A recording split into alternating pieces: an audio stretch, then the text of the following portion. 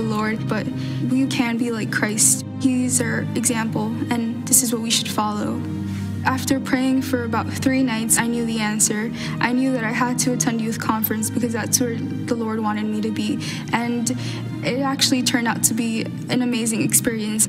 Years from now, I'm going to know that if I look back, I'll always know that if I pick the Lord and the Savior, everything's going to just work out. We should all live from His example.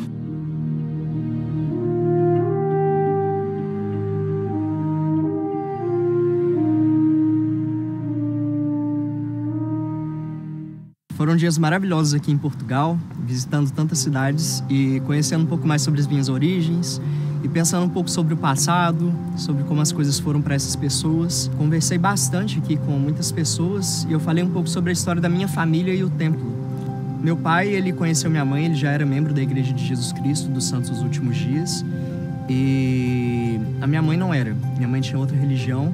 E mais tarde ela se converteu também à Igreja de Jesus Cristo e foi batizada, assim como as minhas 2 irmãs mais velhas. E minha mãe engravidou de um menino e eles chamaram ele de João Gabriel. E ele nasceu, mas ele teve um problema na hora do nascimento. O cordão umbilical estava enrolado no pescoço dele e ele aspirou o líquido amniótico. Ele faleceu depois de 1 dia de vida. Isso mexeu muito com a minha família. A minha mãe, com a ajuda de muitos líderes amorosos da época, foi ao templo com meu pai e eles se ajoelharam diante do Senhor e de um homem com autoridade dada por Jesus Cristo, no meio de sua igreja, e deram as mãos e foram selados para toda a eternidade junto com as minhas 2 irmãs mais velhas, a Ana Cristina e a Amanda. Foi um momento muito especial para a gente.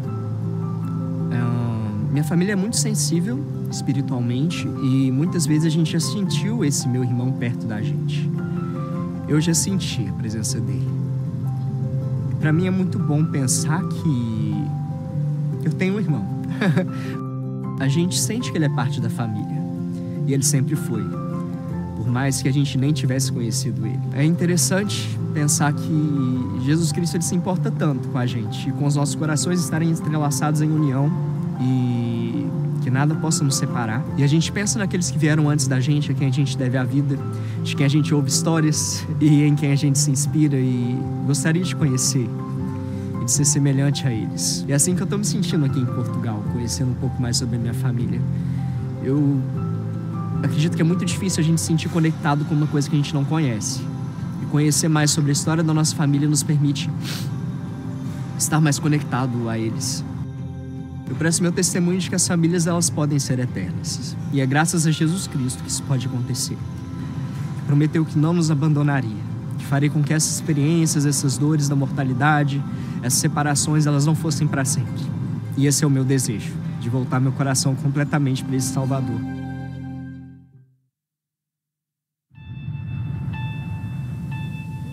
For nearly 25 years, I wandered.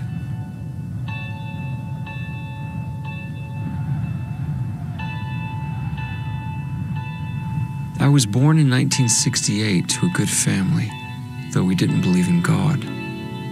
In fact, as I grew older, I began to make fun of people who thought God was real. I didn't need somebody else's make-believe God. I was certain He wasn't there. From age 14 to 22, I lived entirely for myself. I was popular in high school, and I partied hard. I even won 2 state basketball championships. By age 18, I had a full-ride scholarship to play college basketball. I felt like I was on my way. But 4 years later, it all came crashing down. I'd made some bad choices, and gradually I lost everything I had earned. I'll never forget the day, at age 22, on a Thursday, that I decided to end my life.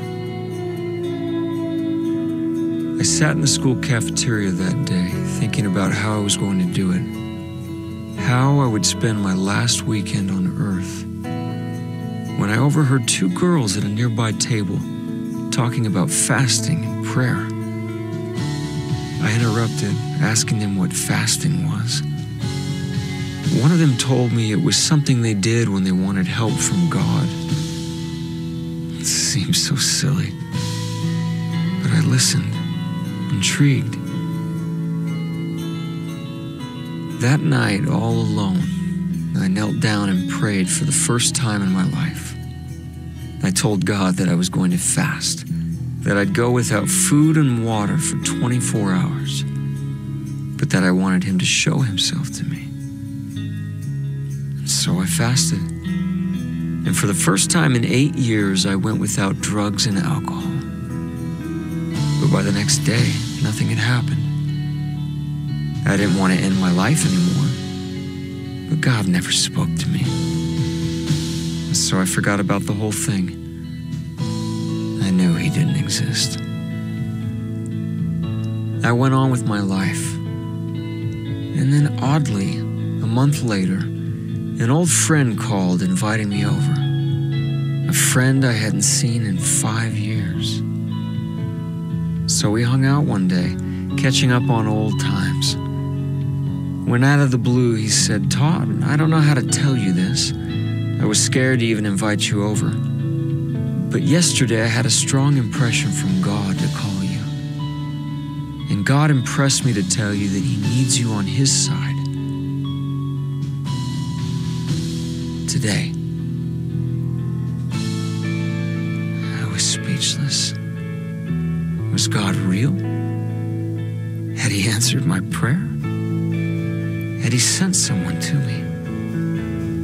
I couldn't believe it, but He had.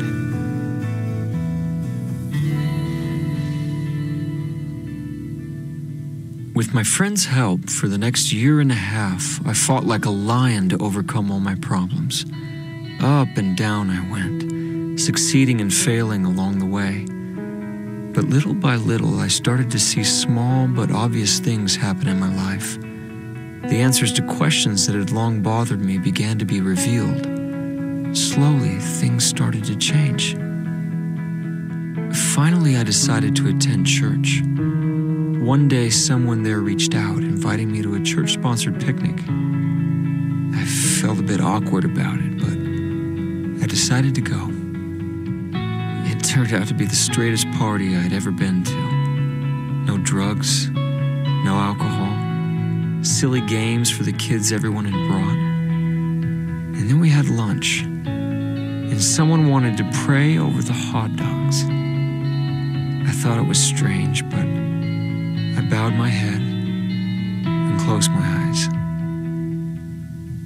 And then my life changed. 2 years after that initial fast and prayer, 700 days after I had pleaded with God in my closet, I felt something I had never felt in my life. Something 20 times stronger than any drug I'd ever taken.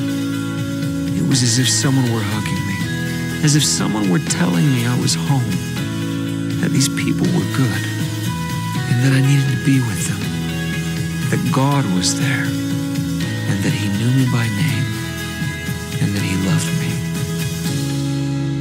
I had always thought that if God were to manifest Himself to me, that He would come down in a lightning bolt, or in a great clash of fire. But I learned that day at the picnic that I was wrong. I realized that it is part of our condition as mortals to sometimes feel as though we are surrounded by darkness. But even though we may feel lost, that God promises to illuminate the way before us, no matter how long it takes. For 2 years, God had nurtured a questioning soul. Little by little, He had given me as much as I could handle, until the day I was humble enough to hear fully what He wanted to tell me.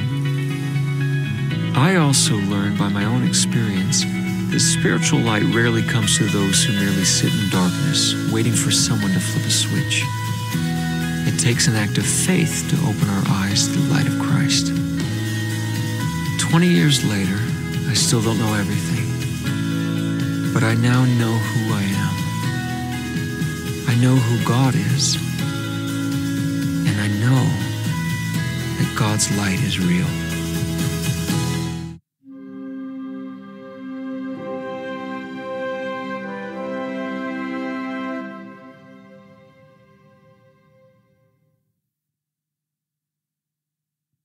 once you figure out how to speak your kids' language, well, you don't really have to say much at all. From the Church of Jesus Christ of Latter-day Saints. Hey, Dad, can you come out and shoot some hoops with me? Sorry, I can't right now. Dad, studies show that by the time I'm 12, I can be influenced by friends more than parents. You know, Billy, he's a pretty good kid most of the time. But do you really want him influencing me more than you? Billy. Spot your 3 points. Give your family everything. Give them your time. From the Church of Jesus Christ of Latter-day Saints. Yo traté de enseñarle a nuestros hijos acerca del amor y la familia. Pero ese día, mis hijos me enseñaron más de lo que yo les pudiera haber enseñado acerca del amor. Life's most important lessons are best learned in the home.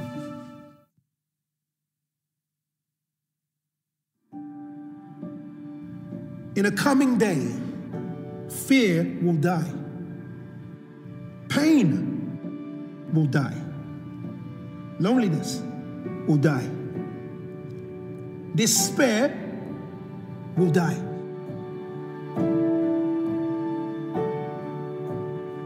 In a coming day, sadness will die. Sickness will die. Disability, deformity, darkness, anxiety will die. War will die. Hatred will die. In a coming day, death will die. And we all will live again because of him.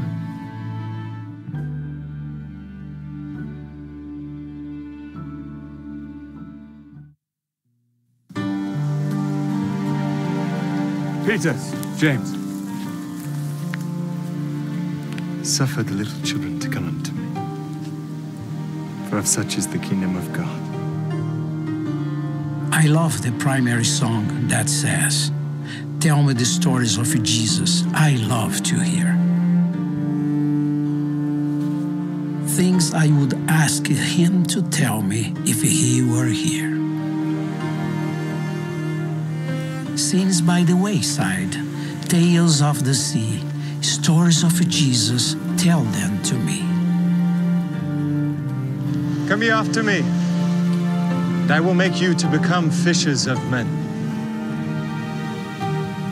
I believe that starting a tradition of telling the stories of Jesus to our children and families is a very special way to keep the Sabbath day holy in our homes. This will surely bring a special spirit to our home and provide our family with examples from the Savior himself. Moments such as when he spat on the ground and, having made clay of the spittle, anointed the eyes of the blind man and said unto him, Go, wash in the pool of Siloam. And the man obeyed and washed and came seeing.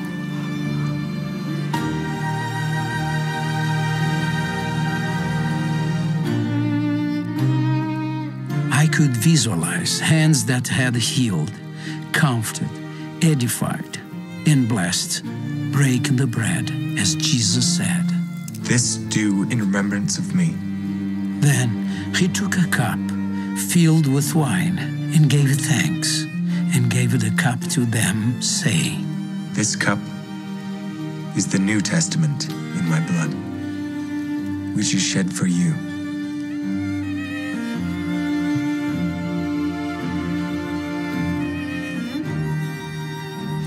I cried as I visualized Christ eating with them when he declared, Verily I say unto you, that one of you shall betray me. In my mind, I looked at the disciples one by one and saw in their eyes their concern for the Master, whom they loved greatly. It was as if I were sitting there with them, watching everything.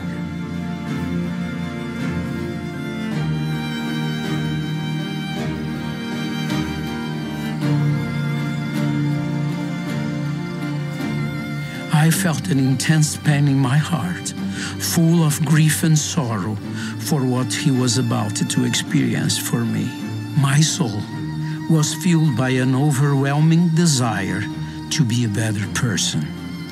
In repentance and sorrow, I fervently wished to be able to dry and avoid the spilling of at least a few drops of his blood shed in Gethsemane. I then pondered about the sacrament we partake every week in remembrance of him. While doing so, I meditated upon each word of the blessing on the bread and the water. I deeply reflected on the words, and always remember him in the blessing on the bread, and that they do always remember him in the blessing on the water. I meditated on what it means to always remember him. To me, it means to remember his humble birth in a manger in Bethlehem of Judea.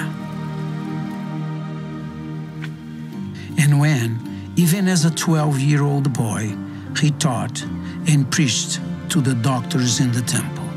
And he shall turn the hearts of the fathers to the children, and the hearts of the children to their fathers. To remember when he went aside privately into a desert to prepare for his mortal ministry. And when he was taken to Pilate and to Herod for trial. And when he was humiliated, buffeted, spat upon, smote, and scourged with a whip that tore his flesh, and when a crown of thorns was brutally put upon his head. To remember that he had to carry his own cross to Golgotha, and that he was nailed to the cross there, suffering every physical and spiritual pain. And when at the cross, with his bowels full of charity, he looked at those who crucified him and raised his eyes to heaven, pleading, Father, forgive them, for they know not what they do. To remember when he, knowing he had fulfilled his mission of saving all mankind, gave up his spirit into the hands of his Father, our Father. It is finished.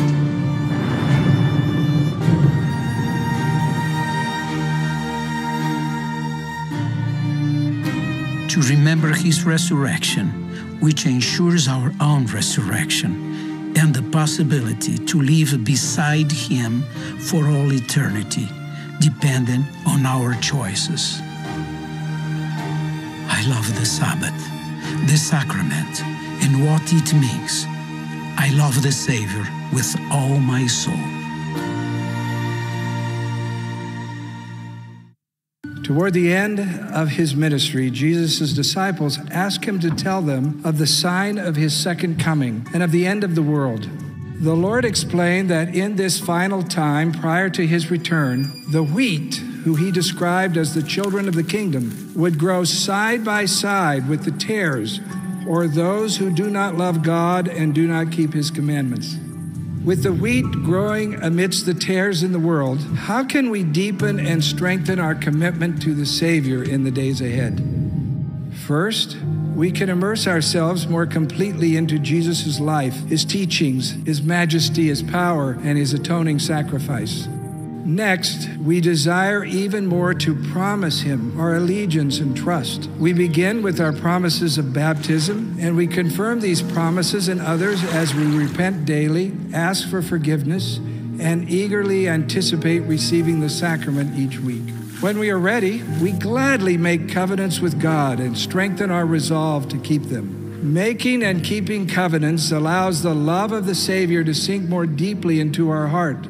Finally, we treasure, protect, defend, and safeguard the gift of the Holy Ghost. It's a gift beyond price. We do our very best to protect our daily experiences so the influence of the Holy Ghost remains with us.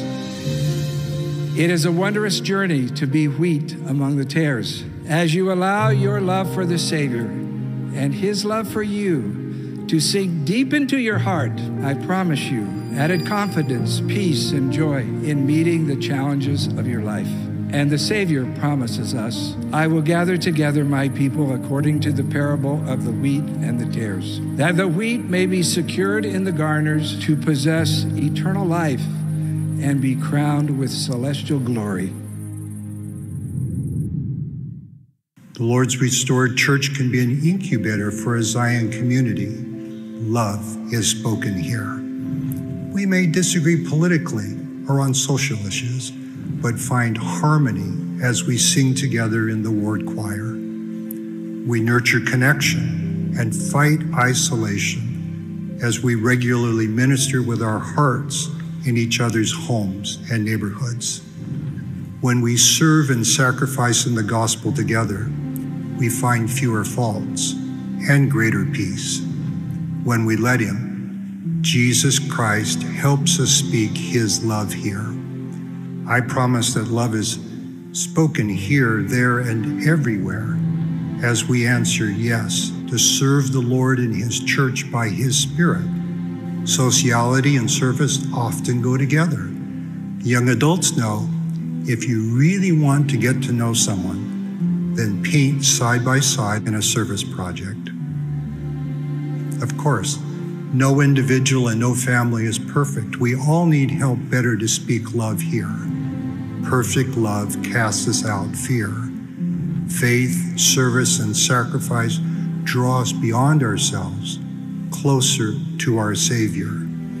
The more compassionate, faithful, and selfless our service and sacrifice are in Him, the more we may begin to fathom Jesus Christ's atoning compassion and grace for us.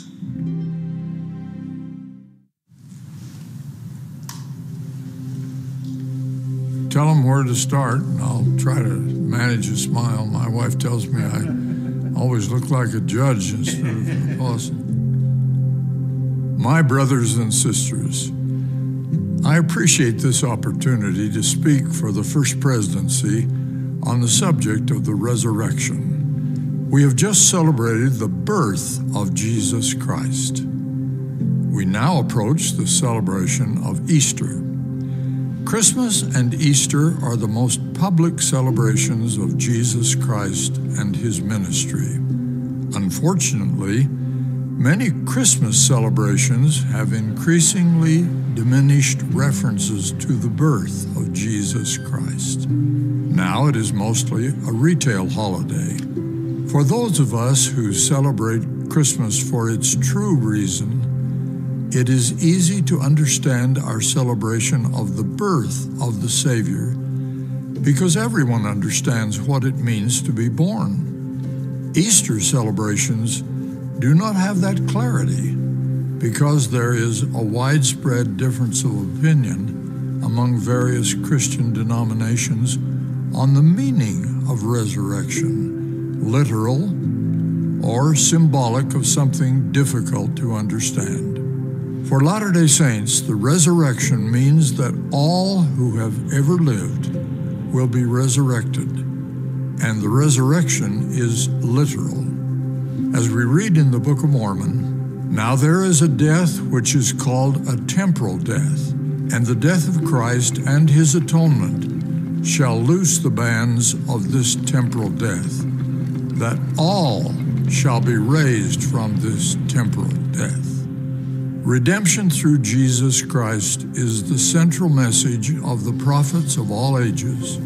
The books of the New Testament teach that our Savior's suffering and His bloodshed atones for our sins, and that His resurrection assures that all who have ever lived on this earth will also be resurrected.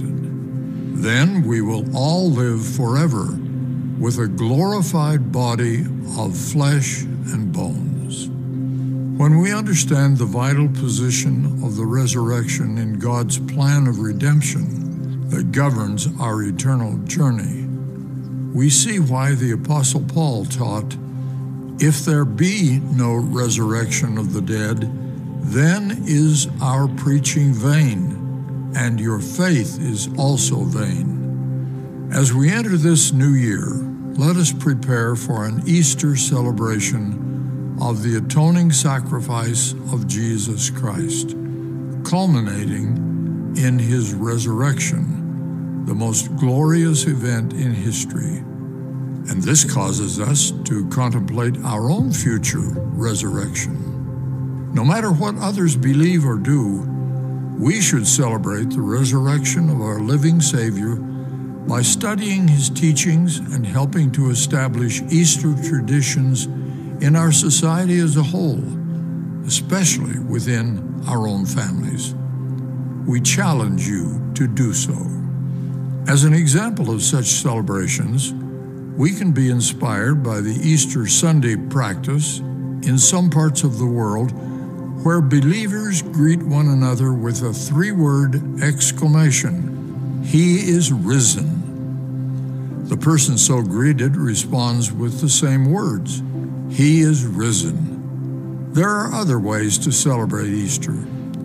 We can recognize the significance of the resurrection by teaching the profound meaning of the universal resurrection, which is made possible by the great plan and the boundless love of God the Father and our Savior, Jesus Christ.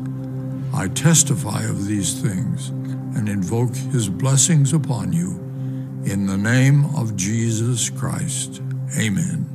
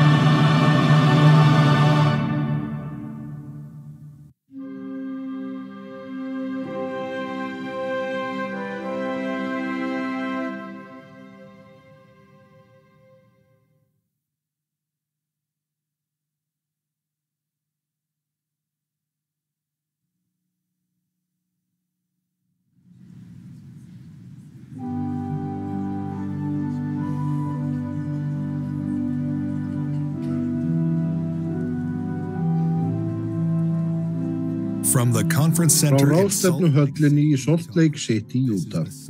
Þetta síðdegis hluti sunnudags, 195. fyrri aðalráðstefnu Kirkju Jesú Krist sinna síðar í daga heilögu.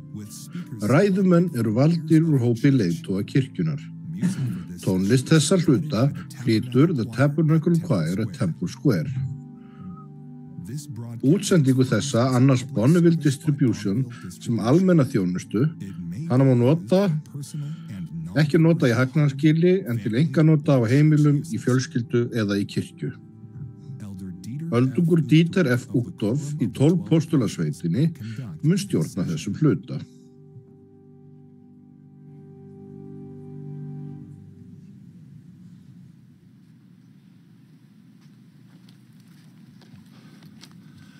Kæru bræður og systur og kæru vinir. Það dásamlegt að vera með ykkur á þessum loka hluta 195. aðalráðstefnu Kirkju Jesú Krist sinna síðari daga heilögu. Russell M. Nelson, forseti, sem í forseti ráðstefnunar, hefur beðið mig að stjórna þessum ráðstefnu hluta. Við sendum öllum kærleikskveðjur sem taka þátt í þessari samkomu og biðjum þess að þið verið styrkt og upplift með orði og söng. Tónlistin á þessum ráðstefnuhluta verður flutt af Tabernacle Choir at Temple Square undir stjórn Max Wilberg og Ryan Murphy við orgelleik Richard Elliot og Brian Matthias. Kórinn mun hefja samkomuna á því að syngja Sweet is the Work. Inngangsbæn flytur síðan öldungur David L. Buckner af hinum 70.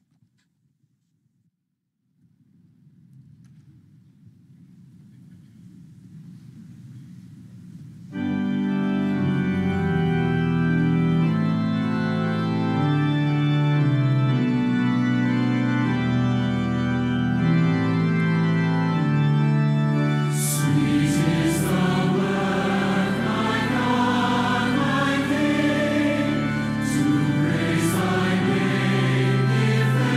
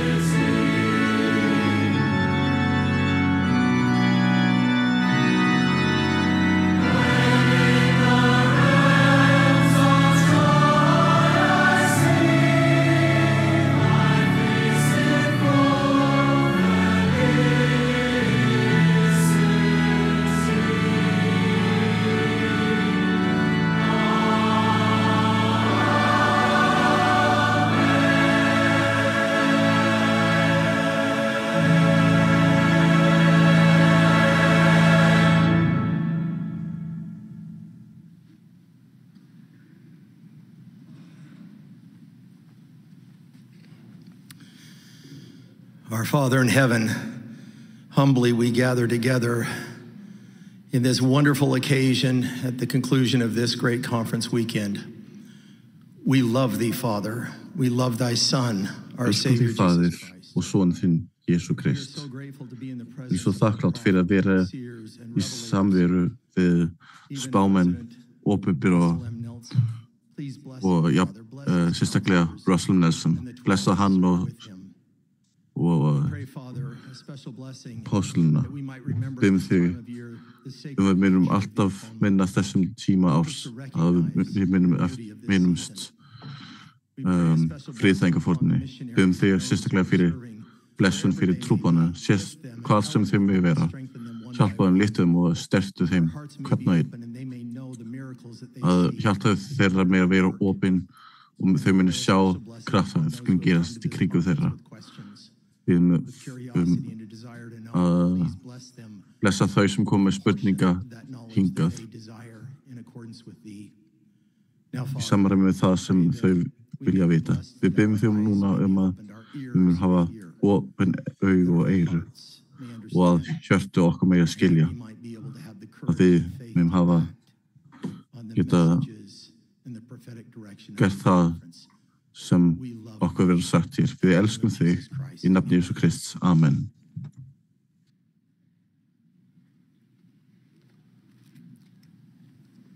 Við hlýðum því næst á öldung Ulysses Soares í 12 postulasveitinni og öldung Michael B. Strong af hinum 70. Að þeim loknum mun kórinn syngja Close as a Quiet Prayer. Við mun því næst heyra frá öldungum Scott D. Whiting og Christopher H. Kim af hinum 70.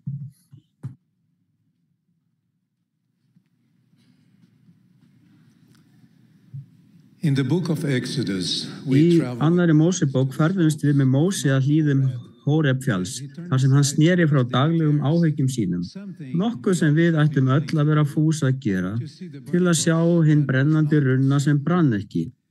Þegar hann nálgaðist, kallaði Guð til hans úr runnanum og sagði: Móse, Móse. Hann svaraði: Hér ég. Guð sagði: Drag skó þína af fótum þér, því staðurinn sem þú stendur á heilög jörð. Af mikilli lotningu, auðmýkt og undrun fór Móse úr skónum og bjó sig undir að heyra orð Drottins og upplifa heilaga nærveru hans. Þessi helga fjallshuguljómun, upplifun sem fyllt var undursamlegri og innblásinni lotningu, tengdi Móse við sitt guðlega auðkenni og var í raun lykilþáttur í umbreytingu hans frá því að vera auðmjúktur hirðir í það að verða máttugur spámaður sem leiddi hann inn á nýjan lífsins veg. Á líkan hátt getum við öll breytt lærisins hlutverki okkar yfir í æðra andlegt mynstur með því að gera deyðlokningar að helgum hluta andlegs eðlis okkar. Enska orðið fyrir lotning má rekja til latnesku sagnarnas reveri sem þýðir að furða sig á. Í trúarlegu skilningi blandast þessi skilgreining djúpri virðingu, elsku og þakklæti. Slík tjáning fyrir því sem heilagt af hendi þeirra sem hafa sundurkrami hjarta og djúpa hollustu við Guð og Jesú Krist stuðlaður að aukinni gleði í sál þeirra. Lotning fyrir því sem heilagt besta birtingarmynd mikilvægs andlegs eiginleika. Hún ávöxtur tengingar við heilagleika og endurspeglar elsku okkar til og nálægð við himneskan föður okkar og frelsara okkar Jesú Krist. Hún líka ein af æðstu upplifunum sálarinnar. Slík dygð beinir hugsunum okkar, hjarta og lífi í átt að guðdómnum. Í raun þá lotning ekki bara andlegur þáttur, hún kjarni hennar.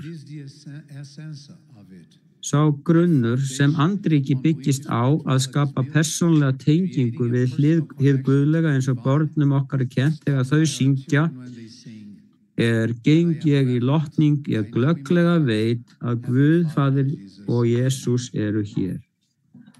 sem lærisveinum Jesú Krists, okkur boðið að tilenga okkur lotningar í lífi okkar, gjöf lotningar í lífi okkar til að við verðum næmari fyrir innilegri samskiptum við Guð og Son hans Jesú Krist og styrkja leið andlegt eðli okkar.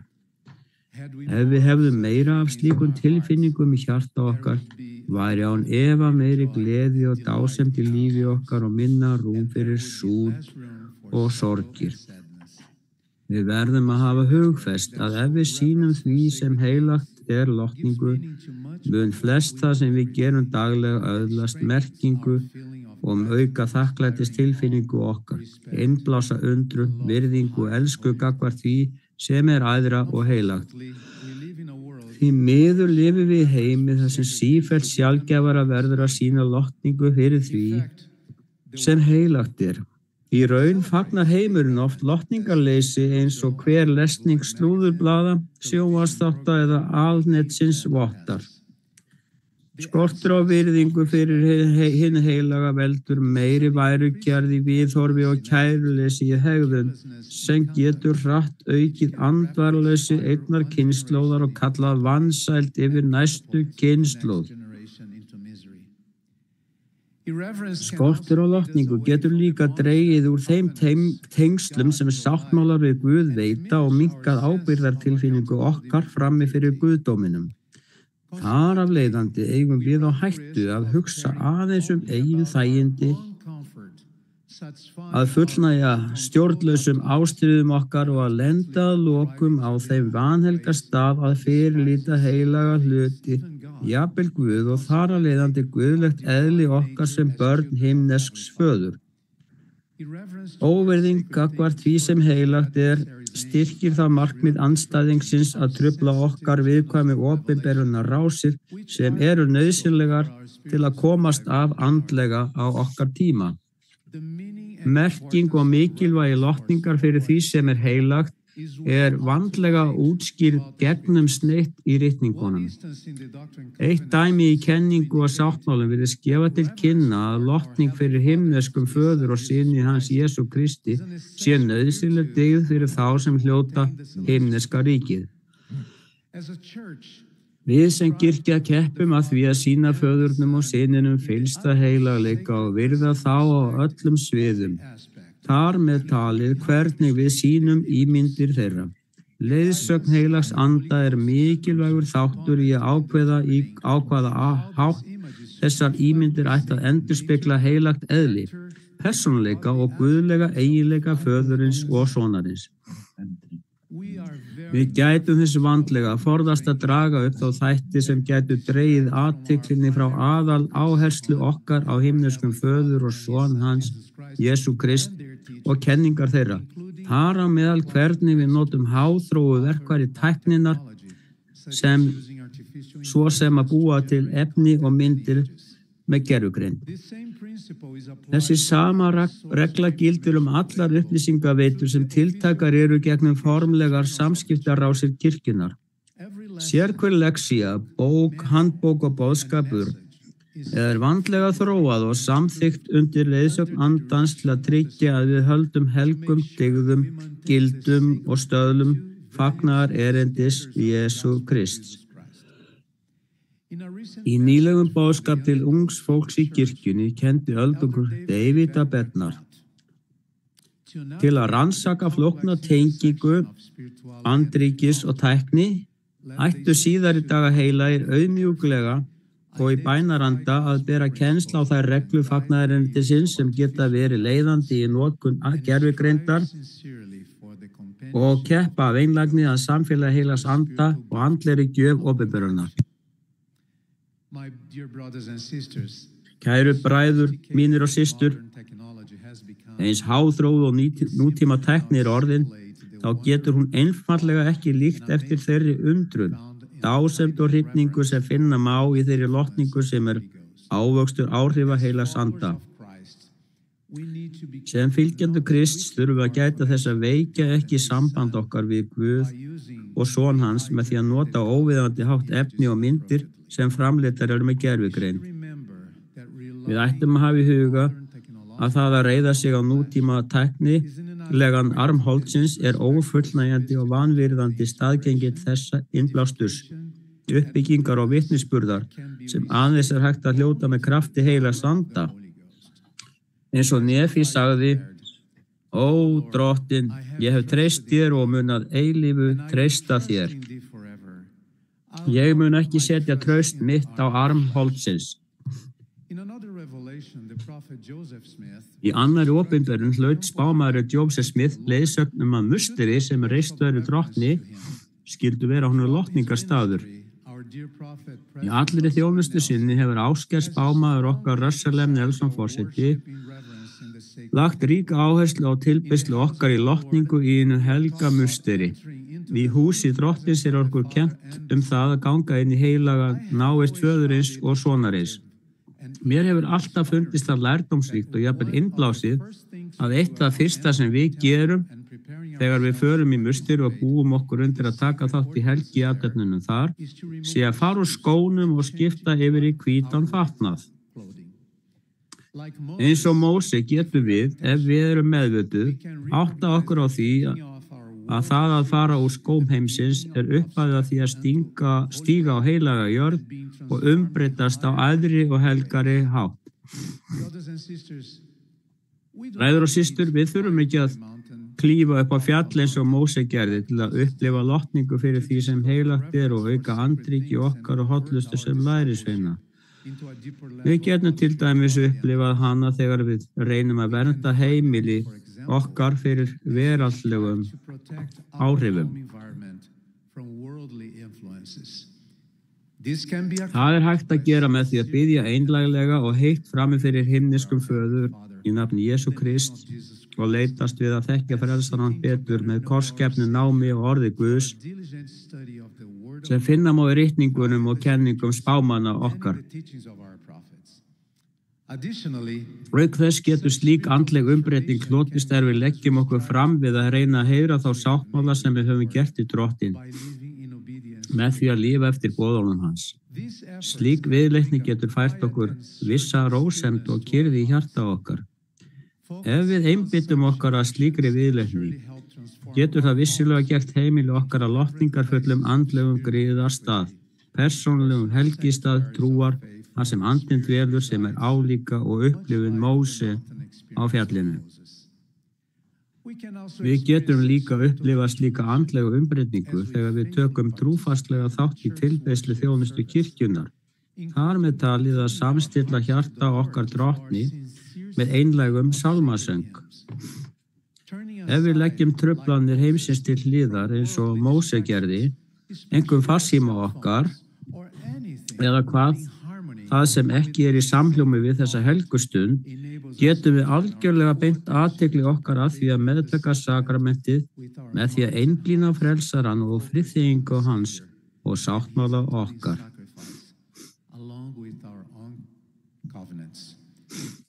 Slík sakramentis einbeitni mun stuða að endurnýjan og lotningarfulli stund í samfélagi við frelsarann og gera hvíldardagina feginstegi og umbreyta lífi okkar.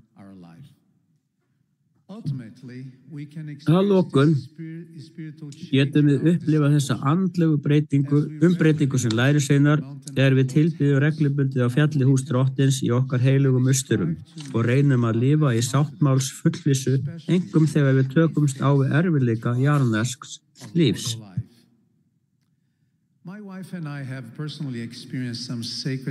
Eiginkona mín og ég höfum persónulega upplifað nokkrar helgar fjallstundir í lotningu við höfum reynt að tileinka okkur þessar reglur sem hefur getið af sér þýðingarmikla breytingu á lærisveinsdómi okkar. Ég man það sem að það var í gær ég gekk gegnum kirkjugarðinn áður en annað barnið okkar var jarðsett sem var fyrirburi og lifði ekki af, meðan eiginkona mín var enn að jafna sig á sjúkrahúsi. Ég minnist þess að hafa beðið afar heitt og innilega til Guðs hjálp til að takast á við þessa erfiðu raun. Á þeirri stundu hlaut ég skýra og kraftmikla andlega fullvissu í hjarta mér. Allt yrði í lagi í lífi okkar ef ég og eiginkona mín stæðumst raunina og héldum í gleðina sem kæmi af því að lifa eftir fagnaðarinn til Jesú Krists. Það sem virtist óyfirstíganlegt, sorglega áskorun á þessum tíma var það heilagri, lotningarfullri reynslu, hurðarstóð sem hefur hjálpað okkur að viðhalda trú okkar og veitt okkur fullvissu þá sáttmála sem við höfum gert við Drottinn og loforð hans fyrir mig og fjölskyldu mína. Bræður mínir og systur, lotning fyrir hinu heilaga, eykur einlægt þakklæti og sanna hamingju, gerir huga næmari fyrir opinberun og færir aukna gleði í líf okkar. Hún setur fætur okkar á heilaga jörð og lyftir hjarta okkar til Guðdómsins. Ég ber ykkur vitni að þegar við vinnum að því að tileinka okkur þessa dygð í daglegu lífi, munum við geta aukið auðmýkt, aukið skilning á vilja Guðs fyrir okkur og aukið fullvissu fyrirheit sáttmálana sem við höfum gert við Drottinn. Ég ber vitni að þegar við meðtökum þessa gjöf, lotningar fyrir hina heilaga, hvort heldur í fjalli hús Drottins, í samkomuhúsi eða á heimili okkar, munum við fyllast furðu og lotningu. Við tengjumst hinni fullkomnu elsku himnesk föður og Jesú Krist. Af lotningu ber ég vitni þennan sannleika í hinu heilaga nafni frelsara okkar, Jesú Krist. Amen.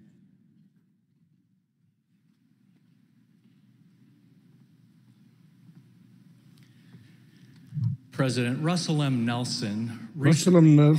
Nýlega bauð Russell M. Nelson forseti okkur að hafa lærisveinshlutverkið í algjöru fyrirrúmi. Þetta öfluga boð hefur hreyft við mér að ígrunda persónulegt líf mitt sem lærisveinn Jesú Krists. Lærisveinshlutverkið meðvitað. Lærisveinn fylgjandi eða nemandi annars. Lærisveinar eru lærlingar sem helga líf sitt því að verða eins og kennari sinn. Það að vera lærisveinn Jesú Krists felur því meira í sér en að trúa kennslu hans og kenningum. Það felur í sér meira en að viðurkenna guðlegt eðli hans og að samþykkja hans sem frelsar okkar og endurlausnara. Eins mikilvægt og það er. Dallin H. Oaks forseti útskýrir að fylgja Kristi er ekki hversdagsleg eða tilfallandi iðkun. Það er viðvarandi skuldbinding og lífsháttur sem ætti að vera leiðandi öllum stundum og allstaðar. Að vera lærisveinn er að fara meðvitað í ferðalag til að umbreytast í gegnum friðþægingarfórn Drottins og virkjandi krafts hans. Raunverulegur áfangastaður lærisveinsins er bókstaflega að verða eins og Jesús Kristur er. Jafnvel að því marki að mynd hans greipist í svip okkar. Til að verða lærisveina Krists verðum við vísvitandi að líka eftir hugsunum hans og gjörðum alla daga, til dæmis hlýðni hans, auðmýkt og þolinmæði. Þegar við smá saman gerum þessa eiginleika að okkar, verðum við hluttakendur í guðlegu eðli hans. Að líka eftir eiginleikum Krists er kjarninn í tilbeiðslu á honum. Eins og Nelson forseti kenndi, aðdáun okkar á Jesú sýnum við best með því að líka eftir Jesú. Af öllum þeim guðlegu eiginleikum Jesú Krists sem við eigum að líka eftir er einn sem er æðstur og felur í sér alla aðra. Sá eiginleiki er hrein elska hans eða kærleikur.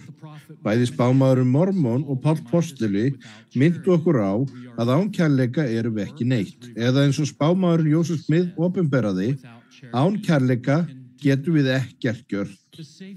Frelsarinn sjálfur auðkenndi elsku sem merki eða tákn sem sannir lærisveinar hans myndi þekkjast af þegar hann lýsti yfir, nýtt boðorð gef ég yður, að þér elskið hvert annað, eins og ég hef elskað yður, skulu þér einnig elska hvert annað. Á því munu allir þekkja að þér eru mínir lærisveinar, ef þér berið elsku hver til annars. Kærleikur er ríkt hugtak sem getur verið erfitt að skilgreina, en augljós öllum þeim sem hann snertir. Boða fagnaðarerindi mitt kennir að kærleikur leiðir til verka eins og trúin. Í raun má tala kærleika sem elsku í verki. Þessi lýsing veitir frábæra innsýn í þá lýsingu sem dreifa saman líf frelsarans. Hann gekk gerði gott. Sem fylgjendur Jesú Krist ættu að leitast við að líka eftir því hvernig meistari okkar sýndi hreina elsku sína gagnvart öðrum.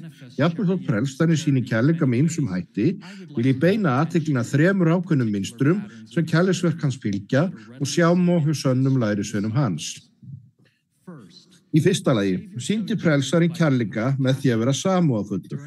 Meðan á þjónustu hans meðan nefítanna stóð, eins og sagti frá í Mormonsbók, bauð drottinn fólkinu að snúa heim og íhuga það sem hann hafði kennt og að búa sig undir að hann sneri aftur næsta dag. Heimildin segir því næst. Fólkið grét og starði á hann, eins og það vildi biðja hann að dvelja örlítið lengur hjá sér. Og hann sagði við það, sjá, hjarta mitt fullt samúðar með yður. Samúð sá hluti kærleikans sem leitast við að létta þjáningu. Fullur samúðar læknaði drottinn sjúka og þjáða meðal fólksins. Þar á eftir blessaði hann börnin þeirra og meðan englar stigu niður á himni og umkringdu þau. Hann framkvæmdi þessi ljúfu kærleiksríku verk og mörg fleiri vegna þess hann kenndi í brjóstu þá. Þegar ég þjónaði sem ungu trúboði í Suður-Ameríku, naut ég líka góðs af samúð kærs vinar. Kvöld eitt, þegar ég var að aka heim til trúboðsforsetans okkar, birtist ungu maður á reiðhjóli skyndilega fyrir fram að bílinn minn. Þetta gerðist svo snögglega að ég gat ekki forðast áreksturinn. Með hörmulegum hætti lést þessi ungi maður við áreksturinn. Ég var niðurbrotin vegna dauða hans. Skelfingu losti nú í áfalli þegar hræðilegur raunveruleikinn við því sem hafði komið fyrir rann upp fyrir mér. Ég var færður í fangelsi og lokaður inni. Ég hef aldrei fundið fyrir jafnmikilli hræðslu og einmanaleika. Ég var fullur örvæntingar og óttaðist að vera lokaðurinn í fangelsi það sem eftir var ævinar. Samtrúboði minn, öldungur Brian Kochiver, heyrði á slysinu og kendi í brjóstu mig. Hann kom í fangelsið og bað verðina að leyfi til að dvelja með mér í fangakljóðanum svo ég yrði ekki einn. Fyrir kraftaverk leyfðu þeir það. Allt í dag finn ég fyrir djúpstæðu þakklæti fyrir kristilega elsku þessa lærisvein sem róaði mig, huggaði mig og hughreysti á tímum mestu neyðar í lífi mínu. Hinn kærleiksríka samúð hans var merki sannan lærisvein. Eins og Russell M. Nelson forseti sagði, ein einfaldasta leiðin til að bera kennsl á sannan fylgjanda Jesú Krists að sjá hversu samúðarfull breytni fólks við aðra. Annað dæmi það hvernig frelsarinn sýndi elsku sína með því að fylgjast með og sinna hinum ósögðu þörfum annarra. Manninu sem hafi verið sjúkur og hjálparlaus í 38 ár lyfti drottinn upp og hvatti til að lifa réttlátu lífi. Konunni sem var uppvís að því að drýja hól, bauð hann von og huggun frekar en fordæmingu.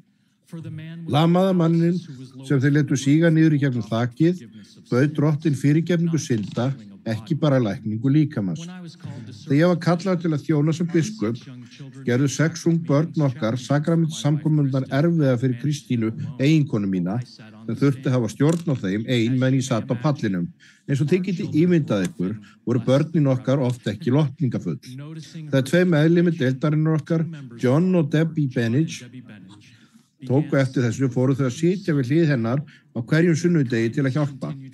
Góðmennska þeirra hélt áfram árabil og þau eru nokkurs konar staðgenglar af og ömmu fyrir fjölskyldun okkar.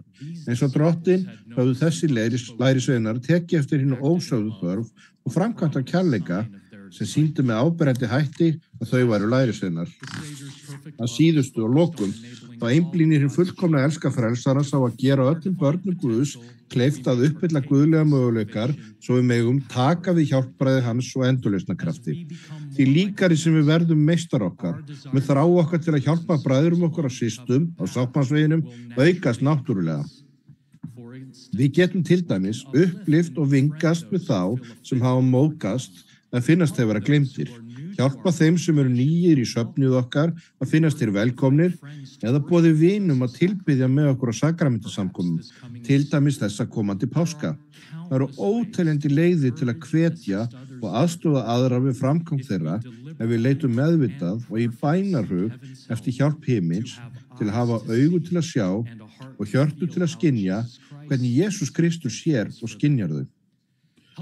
Að hjálpa öðrum á sáttmálsveginum getur tekið á sig óhefðbundna myndir þjónustu.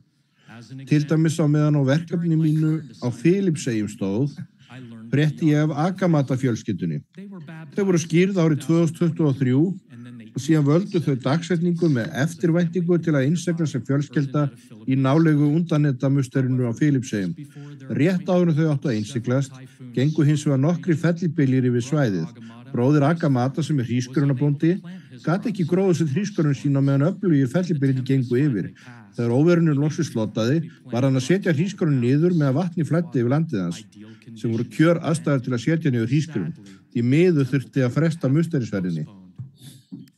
2 lærisveinar, öldungur og systir Koilan, ásamt 3 ungum þjónustutrúboðum, heyrðu vandræði Agamata fjölskyldunar og buðust til að hjálpa, þráttur hafa enga reynslu í bústörfum. Undir steikjandi sólinni hjálpuðu þau til við að planta hrísgrjónafrjáunum sem gerði Agamata fjölskyldunni kleift að ljúka verki sínu og mæta á réttum tíma til að innsiglast í musterinu sem fjölskylda. Öldungur Koilan sagði að ásjón á Agamata fjölskyldunar ljómaði þegar við sáum þau hvítklædd í húsi Drottins. Gleði sem við fundum við að þjóna hinum eina er gleði sem á sig engan samanburð. Agamata fjölskyldan nýtur þeirra ríkulegu blessun að vera innsiglu sem eilíf fjölskylda vegna þess að nokkrir samlærisveinar sem voru fyllt í kærleika, merkjum lærisveinshlutverk þeirra, ákveðu að hjálpa bræður sínum og systrum áfram á sáttmálsleysinni.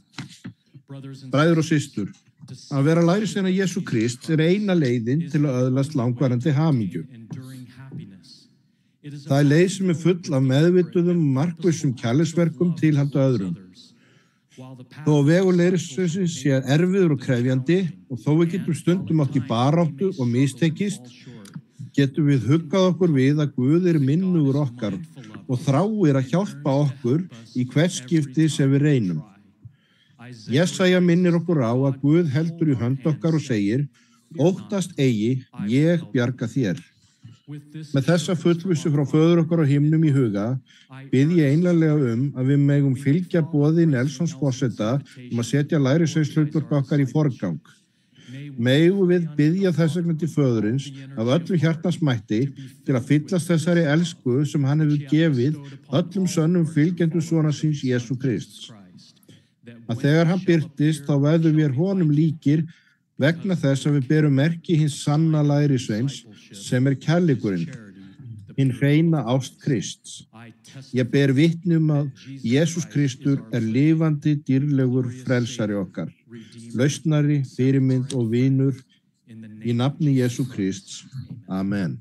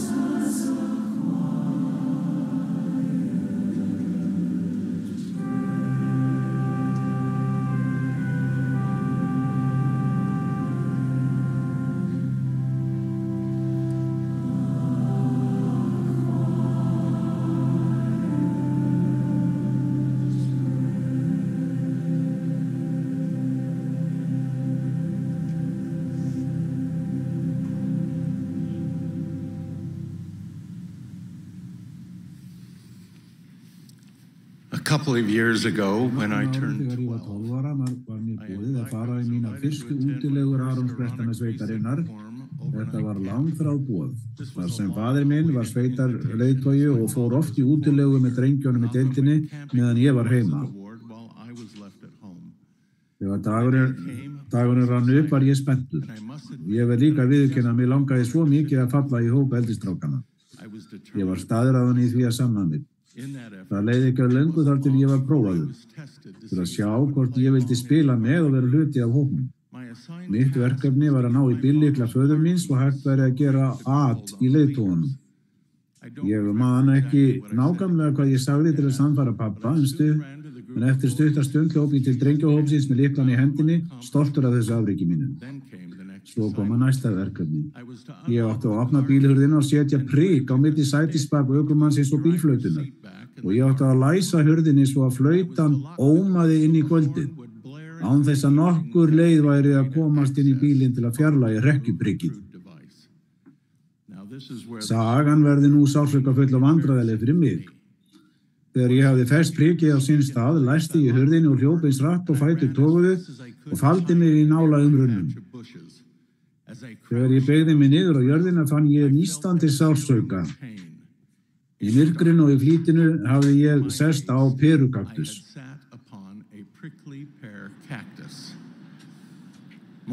Sársauka öskur mín drukknuði í háværu flautinni og ég hafði engin önnur úrræði en að haltra varfærnislega aftur af bílnum, játa syndir mínar og leita náðar og vandræðilegrar læknishjálpar.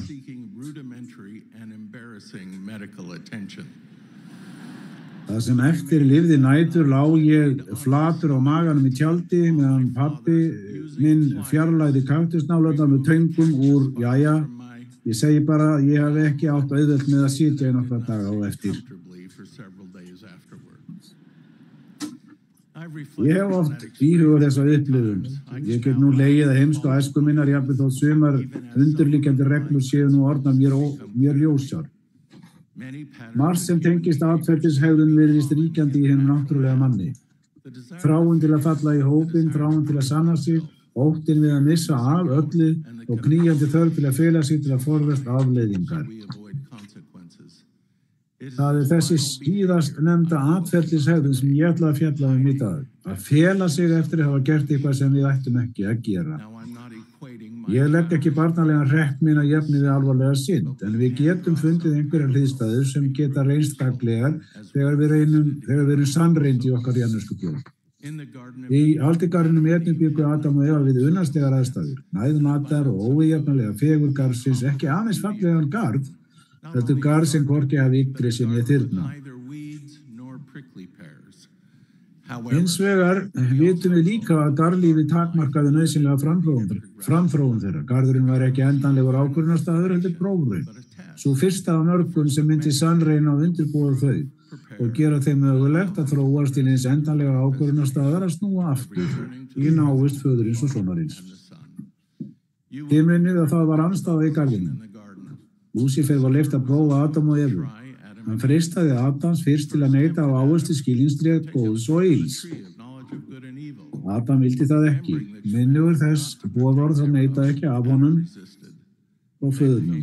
Þá var komið að hinni blessuðu Evu sem valdi að neita á ávextinum og hún sannfærði Adam að gera slíkt hið sama. Adam og Eva lýstu síðar yfir að þessi ákvörðun hefði verið nauðsynleg til að uppfylla áætlun himnesks föður. Með því að neita af ávextinum hefði þau hins vegar brotið lögmálið. Lögmál sem þeir var gefið beint frá föðurnum. Þau hljóta að hafa upplifað angist vegna hins stuðandi skilnings á góðu og illu þau heyrðu rödd föðurins tilkynna komið sín aftur í garðinn.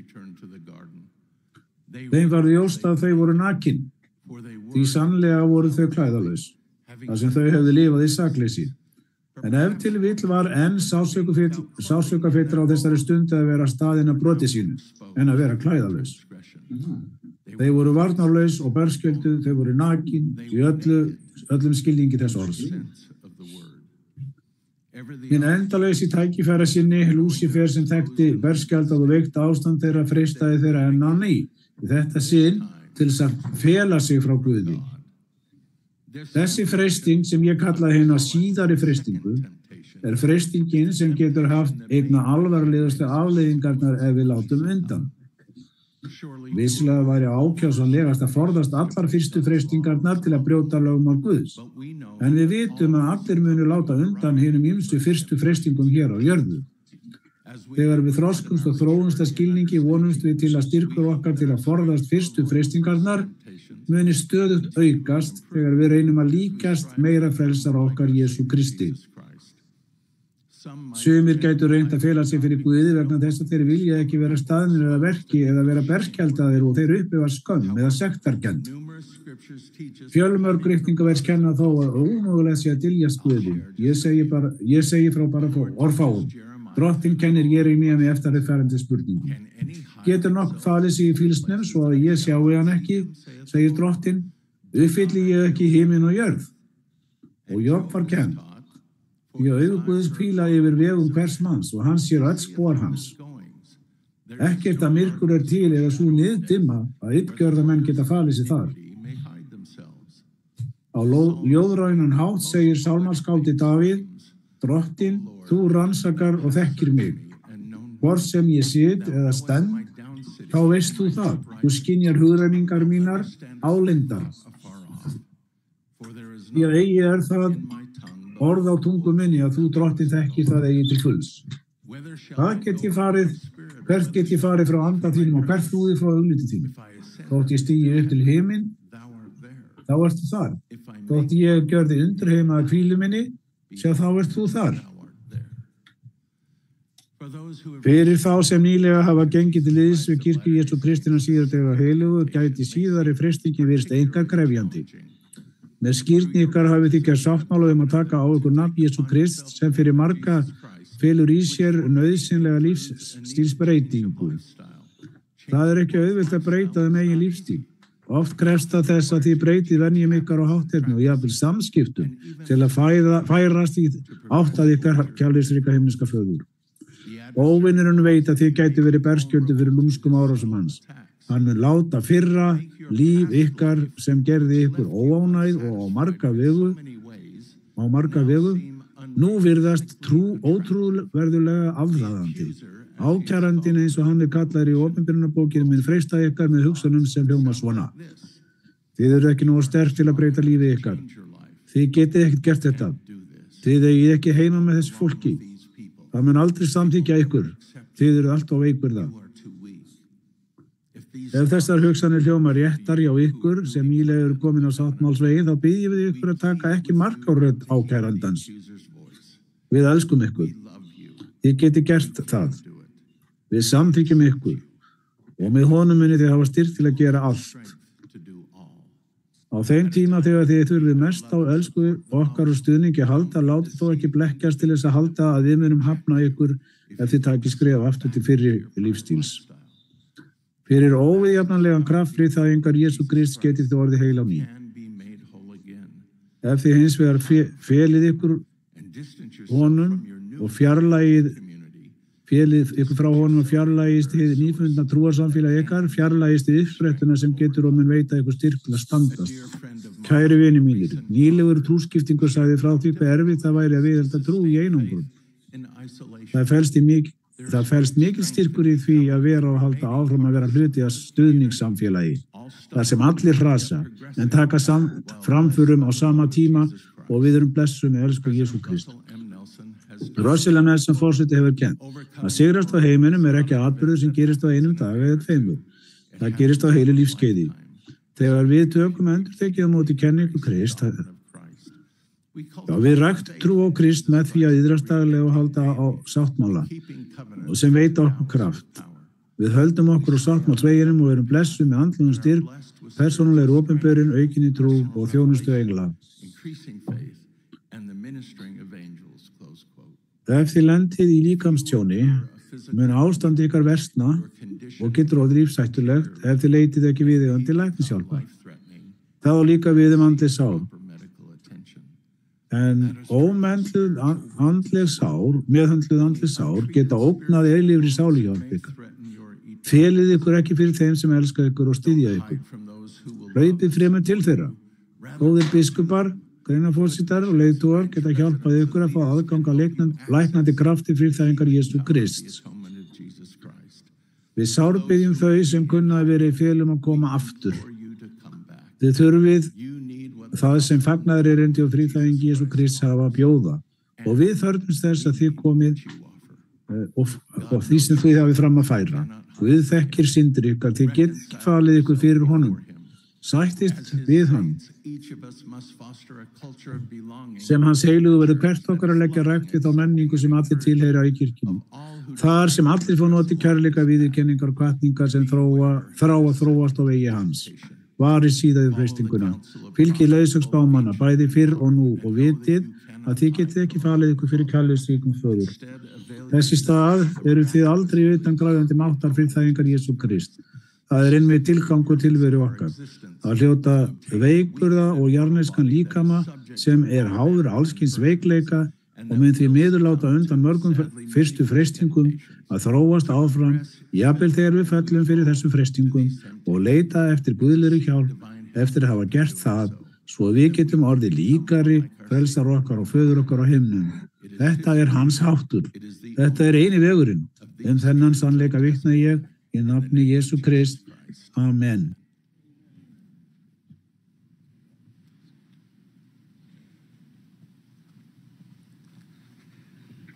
The resurrection of the gospel of Jesus Christ began. Endurreist fagnaðarerindis Jesú Krists hófst þegar Guð Faðirinn og hans áskæri sonur birtust hinum Junga Joseph Smith og svörðu auðmjúkri bæn hans. Joseph Smith þýddi fornar heimildir fyrir gjöf og kraft Guðs sem hluta af endurreisninni. Þessi heimild segir frá samskiptum Guðs við forna íbúa Ameríku og geymir fyllingu hins ævarandi fagnaðarerindis. Þegar ég las Mormonsbók sem ungur drengur, velti ég oft fyrir mér hvers vegna Laman og Lemuel trúðu ekki þeim sannleika sem þeim var gefin. Jafnvel þótt engill drottins hefði birst og talað beint til þeirra. Hvers vegna gátu Laman og Lemuel ekki verið auðmjúkari og hlýðnari kenningum föður síns Lehís og yngri bróður síns Nefís? Ég fann eitt svarana við þessari spurningu í fyrsta Nefi, þar sem segir að Nefi hefði verið hryggur yfir því hve harðir þeir voru í hjarta. Nefi spurði eldri bræður sína, hvernig má það vera að þið eru svo harðbrjósta og blindir í anda? Hvað felst í því að vera harðir í hjarta? Kóreska þýðingin á harðir í Mormonsbók er one-ag. Þetta orðtak notar kínverska táknið van sem þýðir þrjósku og ag sem þýðir óréttlátur. Þegar við herðum hjörtu okkar verðum við blindum og hið góða fær ekki borist í hjarta okkar eða huga. Við verðum þrjósk og förum að einblína meira á veraldlegar langanir og lokum hjörtum okkar fyrir því sem Guðs er. Við veljum að einblína eingöngu á eigin hugsanir en meðtaka ekki skoðanir og leiðsögn annarra. Við veljum að ljúka ekki upp hjarta okkar fyrir því sem Guðs er, heldur frekar fyrir áhrifum þess sem heimsins er og fyrir andstæðingnum. Þegar hjörtu okkar herðast, spyrnum við gegn áhrifum heilags anda. Við erum sein til að minnast drottins og með tímanum getum við ekki skynjað orð hans. Alma kenndi fólkinu í Ammoníaborg að sumir myndi afneita anda Guðs vegna hörkunar í hjörtum sínum og blindunar í hugum sínum. Hann kenndi líka að þeim sem vilja hörða hjörtu sín er gefin minni hluti orðsins þar til þeir vita ekkert leyndardóma hans. Að lokum dregur andinn sig í hlé og drottinn mun taka orð sitt frá þeim sem hafa hert hjörtu sín rétt eins og Laman og Lemuel. Þar sem Laman og Lemuel hertu stöðugt hjörtu sín, spyrntu þeir gegn áhrifum heilags anda og völdu að meðtaka ekki orð og kenningar föður síns og Nefís, höfnuðu þeir að lokum eilífum sannleika frá Guði. Öfugt við Laman og Lemuel auðmýkti Nefi sig stöðugt og leitaði leiðsagnar anda drottins. Í staðinn mildaði drottin hjarta Nefis. Nefi miðlaði því að hann ákallaði drottin. Og sjá, hann vitjaði mín og mildaði hjarta mitt svo að ég lagði trúnað á öll orð föður míns. Drottin hjálpaði Nefi að meðtaka, skilja og trúa öllum leyndardómum Guðs og orðum hans. Nefi varð mögulegt að njóta stöðugs samfélags heilags anda. Hvað getum við gert til að forðast að herða hjörtu okkar? Til að byrja með getum við iðkað daglega iðrun. Frelsari okkar kendi, ég mun taka við hverjum þeim sem iðrast og kemur til mín sem lítið barn. Okkar ástkæri spámaður Russell M. Nelson forseti kendi. Iðrun lykillinn að framþróun. Sönn trú hjálpar okkur að halda áfram á sáttmálsveginum. Óttist hvorki að iðrast né sláið iðrun á frest. Satan hefur yndi af eymd ykkar. Byrði í dag á því að upplifa gleði þess að afklæðast hinum náttúrulega manni. Frelsarinn elskar okkur alltaf en einkum þegar við iðrumst. Þegar við upplifum gleði þess að milda hjörtu okkar og koma til drottins verðum við sem barn undirgefið, hógvært, auðmjúkt, þolinmótt, elskuríkt og reiðubúið að axla allt sem drottni þóknast á það að leggja á sama hátt og barn sem beygir sig fyrir föður sínum. Í öðru lagi getum við sýnt auðmýkt. Dagleg iðrun mun færa okkur auðmýkt í hjarta. Við viljum verða auðmjúk frammi fyrir drottni eins og lítið barn sem hlýðir föður sínum. Við munum þá alltaf hafa heilagan anda með okkur og hjörtu okkar munum mildast. Ég og eiginkona mín Sú höfum þekkt dásamleg hjón síðastliðin 4 ár.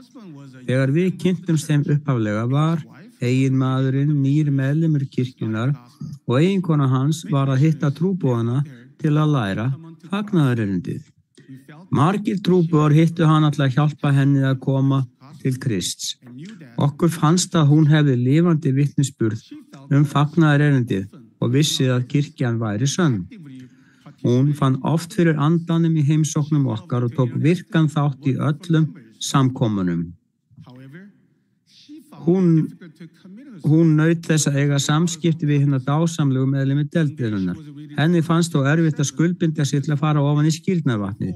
Dag 1 var hún að lesa í Móróni 7:43-44, þar sem segir: Og sjá, ég segi yður enn fremur að hann getur ekki átt trú og von án þess að hann sé hógvær og hjarta lítillátur. Án þess trú þín og von til einskis, því að enginn Guði velþóknarlegur nema hinn hógværi og hjarta lítilláti. Eftir að hafa lesið þessi vers áttaði hún sig á því hvað hún þurfti að gera. Hún taldi sig hafa skilið merkingu þess að vera hógvær og auðmjúk. Skilningur hennar var þó ekki nægjanlegur til að hafa trú og von til að hlýða boðorðum Guðs. Hún varð að láta þrjósku og eigin visku.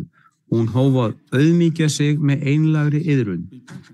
Hún fór að skilja auðmýkt út frá sjónarhorni Guðs. Hún reiddi sig á himneskan föður og bað þess að hún mildaðist í hjarta.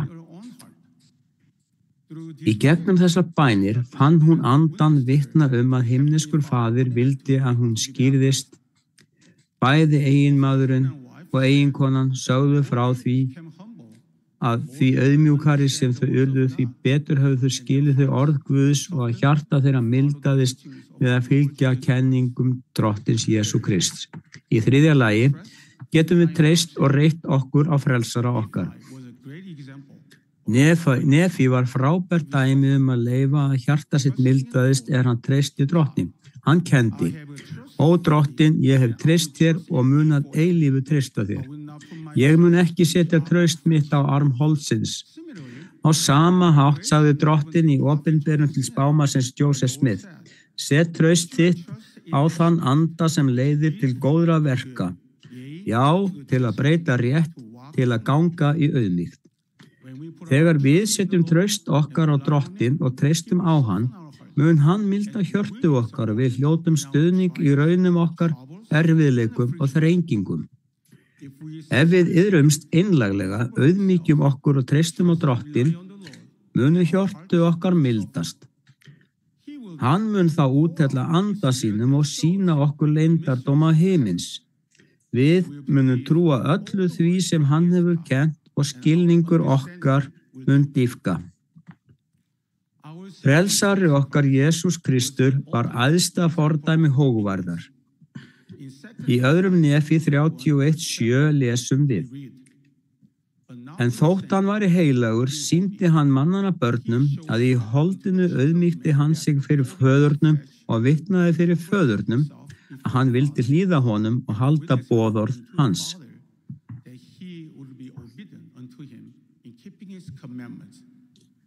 Þótt hann væri heilagur og fullkominn, auðmýkti hann sig frammi fyrir föðurnum og hlýddi honum með því að láta skýrast. Við lok jarðlífs síns laut Jesús Kristur vilja föður síns með því að bergja hinn beiska bikar. Sú þjáning var þess valdandi að hann skalf af sársauka og blóð draup úr hverri svitaholu og þjáðist bæði á líkama og í anda. Frelsarinn bað þess að hann mætti ekki bergja þennan beiska bikar.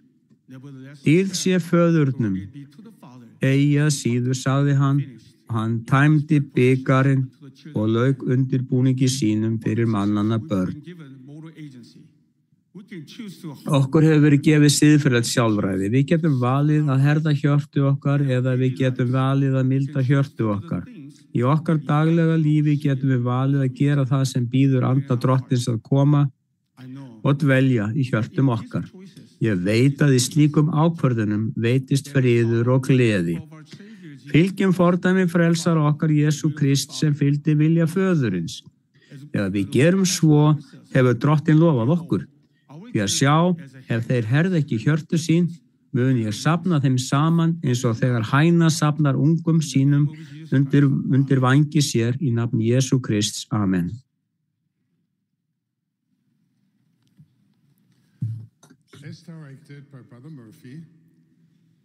Merki frá bróður Murphy með söfnuðurinn syngja með kórnum Dýr sé Guði í hæðum. Að söngloknum hlýðum við á öldung Patrick Keron í 12 postulasveitinni. Að honum loknum hlýðum við á öldung Benjamin M. Zetatai af hinum 70.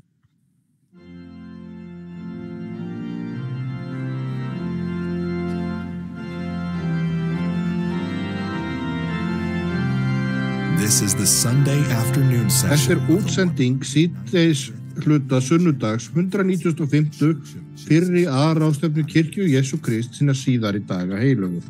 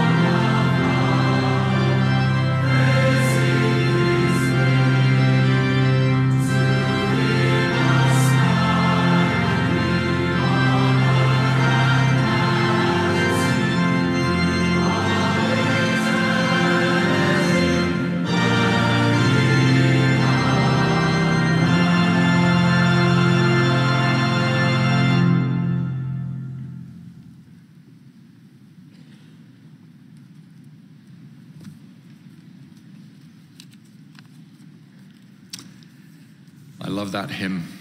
Ég elska þennan sálm. Að gefa gjafir félagslegu siður sem spannar alla menningarheima, siðminningu og árþúsundir. Í tímans rás sem fólk gefi hvert öðru gjafir til að styrkja sambönd sín, tjá elsku og þakklæti og fagna mikilvægum viðburðum eins og giftingum, afmælum og hátíðum. Og mennirnir eru ekki þeir einu af sköpunarverkum Guðs sem gefa hver öðrum gjafir. Meðal margra annarra dæma sem við gætum bent á eru mörgæsir, þekktar fyrir að gefa tilvonandi maka sínum glansandi smásteina og bonobo og simpansar gefa ávöxt til að auka við vinahóp sinn. Hvaða gjafir hafið þið gefið? Hugsið tíma þegar þið funduð eða bjuggu til hérna fullkomnu gjöf fyrir eitthvað sem ykkur þykir vænt um. Þið hreinlega vissu að þessi gjöf var nákvæmlega það sem þessi ástvinur vildi og eitthvað sem hann myndi meta mikils. Hver var gjöfin? Var hún fyrir móður ykkar, vin, barnið ykkar, kennara, af ykkar? Hvernig leið ykkur þegar þið funduð gjöfina? En þegar þið hugsuðum einstaklingin sem ykkur þykir vænt að opna gjöfina, líkt þessu, hvenær gaf einhver ykkur hinna fullkomnu gjöf og hvernig var það að taka á móti henni? Ég var upp 7 ára og bjó með foreldrum mínum í Arabíu, kom út kvikmynd fyrir börn sem heitir Kitty Kitty Bang Bang. Myndi fjallar töfrabíl sem gat keyrt sjálfur, flotið á vatni og jafnvel flogið. Ég vissi að heima á Englandi bjuggu þeir til lítinn leikfangabíl eins og Kitty Kitty Bang Bang. Ó, hvað mér langaði ég eitt slíkan. Það var hægt að toga í handfang og vængir leikfangabílsins skutust út. Faðir minn fór í viðskiptaferð til Englands og spurði hvort ég vildi að hann kæmi með eitthvað handa mér. Og ég sagði honum hversu mikið mér langaði einn af þessum Kitty Kitty Bang Bang bílum. Hann kom heim úr ferðinni en engin bíl birtist. Ég var afar sorgmæddur og hélt að hann hlyti hafa gleymt sér. En 10 dögum síðar var afmælisdagurinn minn og fallega pakkaði lítill pakki beið eftir mér. Ég þorði varla vonum mikið, en ég opnaði gjöfina með mikilli eftirvæntingu og fann bílinn minn. Ég grét af gleði. Ég togaði í handfangið og vængirnir skutust út, alveg eins og á bílnum í kvikmyndinni. Hve ég þakkaði föður mínu fyrir þessa dýrmætu gjöf. Ég lék með þennan bíl í mörg ár og varðveitti hann í mörg ár eftir það. Ég held að pabbi hefði elskað að gefa með þennan bíl, að minnsta kosti jafn mikið ég naut þess að fá hann. Við getum hugsað okkur að gjafaferli sé í 3 hlutum. 1. Að gefa gjöfina, þar sem gefandinn velur, útbýr eða undirbýr gjöfina og kynnir hann ástunum. Þetta felur í sér hugur saman ásetning gefandans að gefa eitthvað þýðingamikið. 2. Þegar gjöfin þegin og opnuð. Tekur takandinn við henni frá gefandanum, oft með undrun, þakklæti og eftirvæntingu, áður hann opnar hana og stundum slaufa leyst og umbúðir teknar utan á pakkanum til að komast að því hvað í honum er. Og 3. Svo kannski mikilvægasti hlutin, að meðtaka gjöfina. Að meðtaka gjöf sem gefin af einlægni er svo miklu meira en að þiggja hana og síðan opna hana. En jafnvel meira en að viðurkenna virði gjafarinnar og tjá gefandana þakklæti. Við að meðtaka gjöf á öllu hjarta mun okkur sjálfum lærast að meta hana verðleikum, nýta hana til fulls í lífi okkar og minnast gefandans með þakklæti. Að meðtaka gjöf er ekki aðgerðaleysi, heldur meðvitað og innihaldsríkt ferli sem nær langt umfram það að opna aðeins pakka. Að meðtaka er að kunna meta og tengjast bæði gjöfinni og hjarta gefandans á þann hátt sem styrkir böndin milli gefanda og þiggjanda. Að hugsa þannig leikfangabíl vekkur upp ótal dýrmæta minningar, þar sem ég finn enn á ný fyrir djúpri elsku föður míns og umhyggju fyrir mér, sem svo gjöf og ótalaðar örlátar athafnir standa fyrir.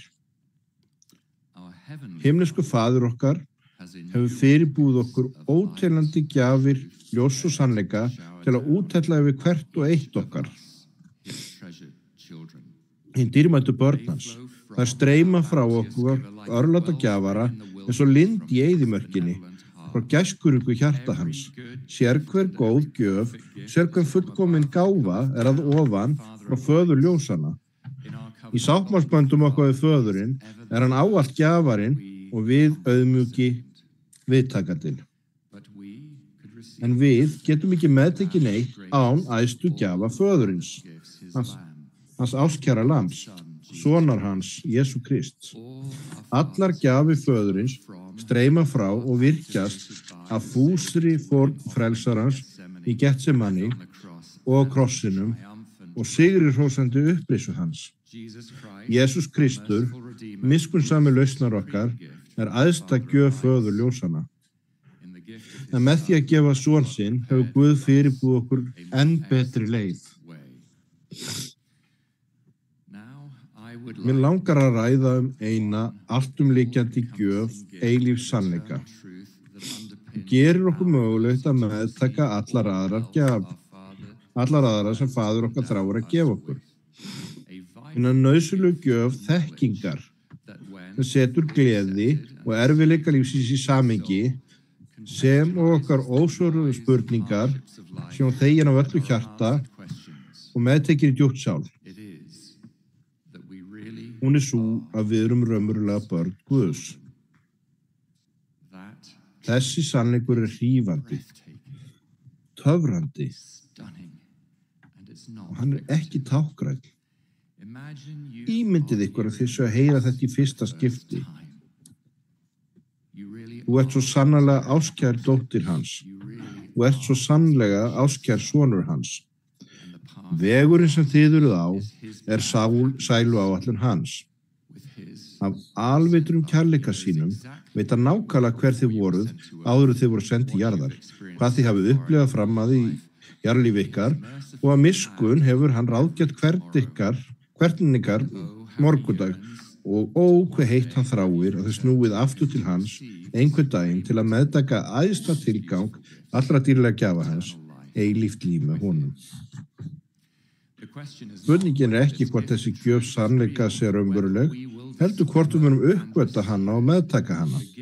Faðirinn hefur nú þegar veitt okkur þessa gjöf. Gjaldið fyrir hinn endanlega tilgang þessara gjafar hefur þegar verið greitt af frelsaranum. En ef ykkur hefur verið kennt þetta, sagt þetta, og ef þið hafið sungið þennan sannleika í mörg ár, þá unaðskenndi mögulega löngu dofnuð og þið finnið ekki lengur kraft hans og frið.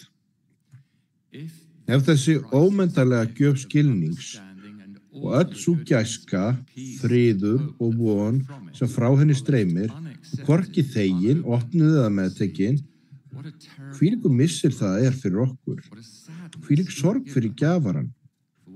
Því hvað gagnar það manninum ef gjöfur honum gefin og hann veit í gjöfin ekki viðtöku?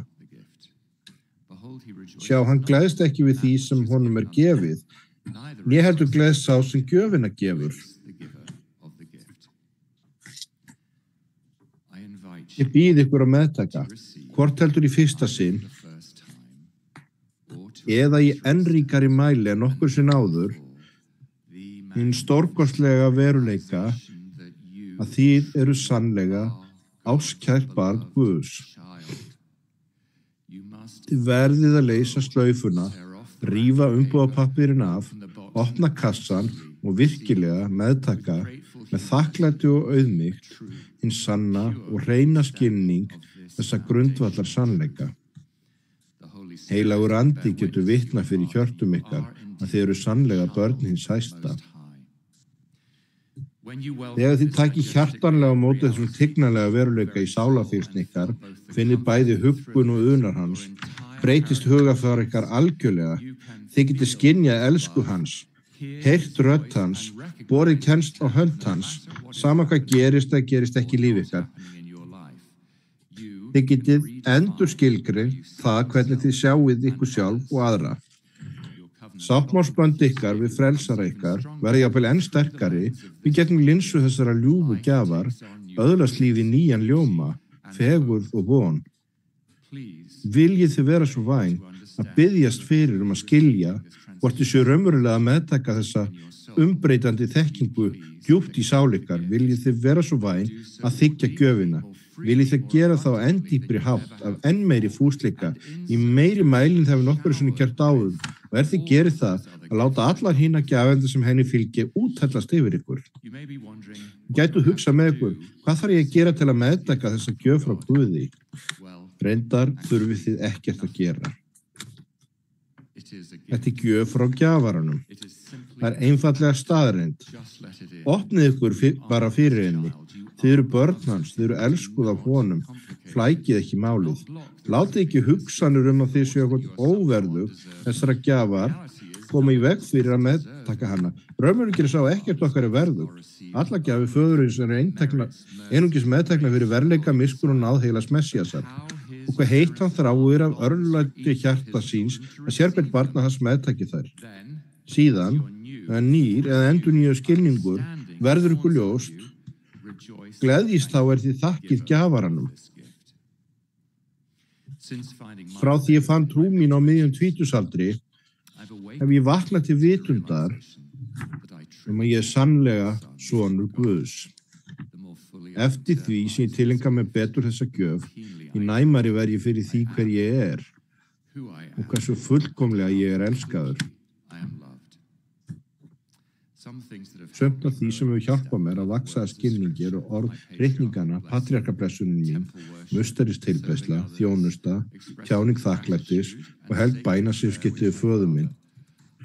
Ég furða mig á því hvernig fyrri sorg, sársauki og harmur í lífi mínu hefðu verið endurhugsuð, sefuð og að miklu leyti yfirstigin ég hefði þekkt hana fallega sannleika. Moroni hvetur okkur til að hafna ekki gjöfum Guðs, heldur að koma til Krists og höndla hverja góða gjöf. Þið getið komið til Krists í fullvissum að gæsku hans og hlotið allar hans gjafir af gleði, friðar, vonar, ljós, sannleika, opinberunar, þekkingar og visku með hátt höfuð, útrétta arma og opinn faðm, reiðubúin að meðtaka. Þið getið meðtekið þessa gjafir vegna þess þið eru örugg og grundvöll í þeirri þekkingu að þið eru áskærar dætur Guðs. Þið eru dýrmætir synir Guðs. Hann hefur gefið ykkur sem fullkomna heilaga son til að endurleysa ykkur, verja ykkur og helga ykkur. Þið eruð börn Guðs. Þetta ekki bara fallegu söngur sem við syngjum. Viljið þið vera svo væn að þiggja, opna og meðtaka skjöf þekkingar og skilnings frá honum. Viljið halda henni þétta að ykkur, sem þeim dýrmæta fjársöðu sem hún er. Meðtaki þessa gjöf aftur, eða meðtaki hana ef til vill af öllu hjarta í fyrsta skipti. Leyfið henni að breyta öllum þáttum lífs ykkar. Þetta svo betri leið sem Guð hefur fyrirbúið ykkur með gjöf svona síns. Þið lifið í raun svo þið megi gleði hljótað. Í nafni Jesú Krists. Amen.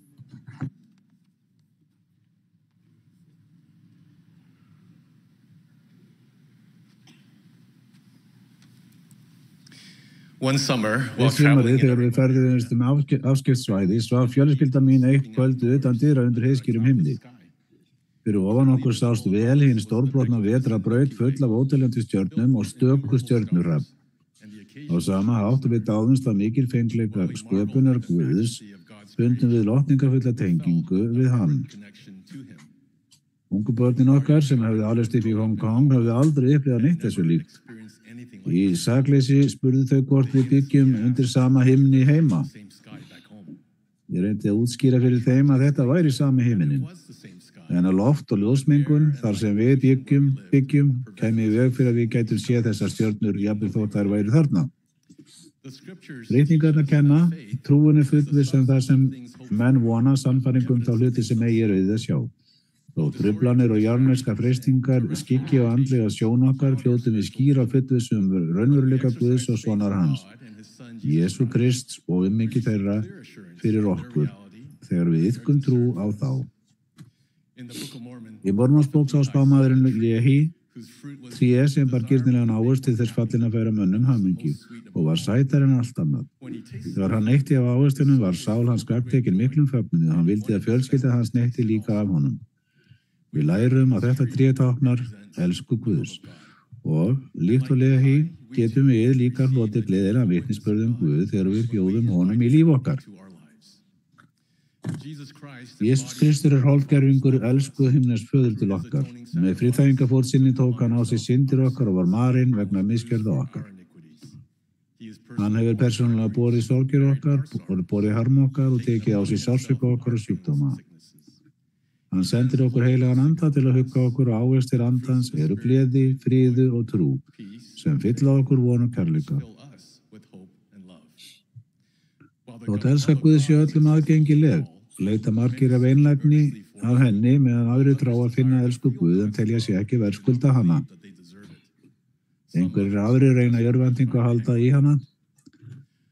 Ritningarnar og spámaður Drottins kenna okkur að við getum stöðugt upplifað elsku Guðs þegar við erum endurtekið fyrir náð Jesú Krists. Fyrirgefum einlæglega, leggjum okkur fram við að halda boðorð hans og þjónum öðrum á óeigingjarnan hátt. Við finnum elsku Guðs þegar við gerum eitthvað sem færir okkur nær honum, eins og að ræða við hann daglega í gegnum bæn og ritninganám og hættum að gera það sem fjarlægir okkur honum, svo sem að vera dramsum, þrætugjörn og uppreisnargjörn. Russell M. Nelson forseti hefur boðið okkur að fjarlægja gamlan óþarfa úr lífi okkar með liðsinni frelsunans og losa okkur við biturleika. Hann hefur hvatt okkur til að styrkja okkur andlegu undirstöðu með því að hafa frelsarana þunga með í lífs okkar og helgi að hann eru sáttmála fyrir musterisans. Hann lofaði að þegar við höldumst musterisáttmála okkar öðlumst við aukin aðgangast styrkjandi mætti Drottins. Við upplifum hina hreinu ást Jesú Krists og himnesks föður í okkar í ríkari mæli. Ég og vin sem var blessaður með fallari fjölskyldu og starfframa sem lofaði góð. Þetta breyttist þegar veikindi hans gerði hann óvinnufæran og skilnaður fylgdi kjölfar. Síðan hafa liðin erfið ár. En elska hans til barna sinna og sáttmálarnir sem hann hefur gert við Guð hafa veitt honum styrk. Davíð komst hann að því að fyrrverandi maki hans hefði gifst aftur og farið fram á að musteris innsiklun þeirra yrði ógild. Hann var áhyggjufullur og ráðvilltur. Hann leitaði fyrir friðar og skilnings í húsi Drottins. Daginn eftir heimsókn hans fékk ég eftirfarandi skilaboð frá honum. Ég upplifði nokkuð undarsamlegt í musterunni í gærkvöldi. Ég held að það hefði verið augljóst að ég var enn með talsverða gremju. Mér var ljóst að ég yrði að breytast og hef beðist fyrir alla vikunum fyrir því að svo yrði. Í gærkvöldi í musterunni fann ég andan fjarlægja gremjuna á hjarta mínu. Það var mikill léttir að vera laus við hana. Óheillamannlegri líkamlegri byrði sem hvílir á mér hefur verið lyft. Meðan hann klímur enn við sínar áskorunir metur vinur minn þess að upplifa mikils í húsi Drottins. Þar sem frelsandi máttur elsku Guðs hefur sjálf hjálpað honum að finnast hann vera nær Guði, bjartsýni varðandi lífið og minna kvíðin fyrir framtíð sinni. Þegar við upplifum elsku Guðs getum við borið byrðar okkar svo þær virðast léttari og lotið vilja hans að þolinmæði og gleði. Við erum sannfærðir að Guð muni minnast sáttmála sinna við okkur, vitja okkar í þrengingum okkar og leysa okkur úr ánauð. Við munum líka þrá að miðla fjölskyldum okkar og ástunum gleðinni sem við finnum. Eins og fjölskyldarlega hýst á hefur hver einstaklingur sjálfræði til að velja hvort hann neytir ávastarins eða ekki. En tækifæri okkar felst í því að elska, miðla og bjóða á þann hátt að ástunir okkar skynji elsku Guðs. Til að hjálpa öðrum að skynja elsku Guðs þurfum við að tileinka okkur kristilega eiginleika svo sem auðmýkt, kærleika, samúð og þolinmæði og hjálpa við að snúa öðrum til frelsarans með því að fylgja tveimur æðstu boðorðunum að elska Guð og elska náunga okkar. Eitt svona okkar átti erfiðleikum með að falla í hópinn og styrkja sjálfstraustið á unglingsárunum. Ég og eiginkona mín báðumst fyrir til að vita hvernig við getum hjálpað honum og vorum fús til að gera hvað sem Drottinn vildi að við gerðum. Davíð fann ég mig knúinn til að spyrja öldungasveitaforseta minn hvort hann vissi eitthvað í nauð sem ég gæti heimsótt ásamt sínum mínum. Eftir smá umhugsun bað hann okkur að heimsækja konu sem stríddi við verulegan heilsufarsvanda og með leyfi greinaforsetans að færa henni sakramenti vikulega. Ég var afar hrifinn en hafði líka áhyggjur af því hvernig sonur minn myndi bregðast við þessari vikulegri skuldbindingu. Í fyrstu heimsókn okkar syrgðum við í hjarta vegna þessara kæru konu, þar sem hún upplifði stöðugan sársauka.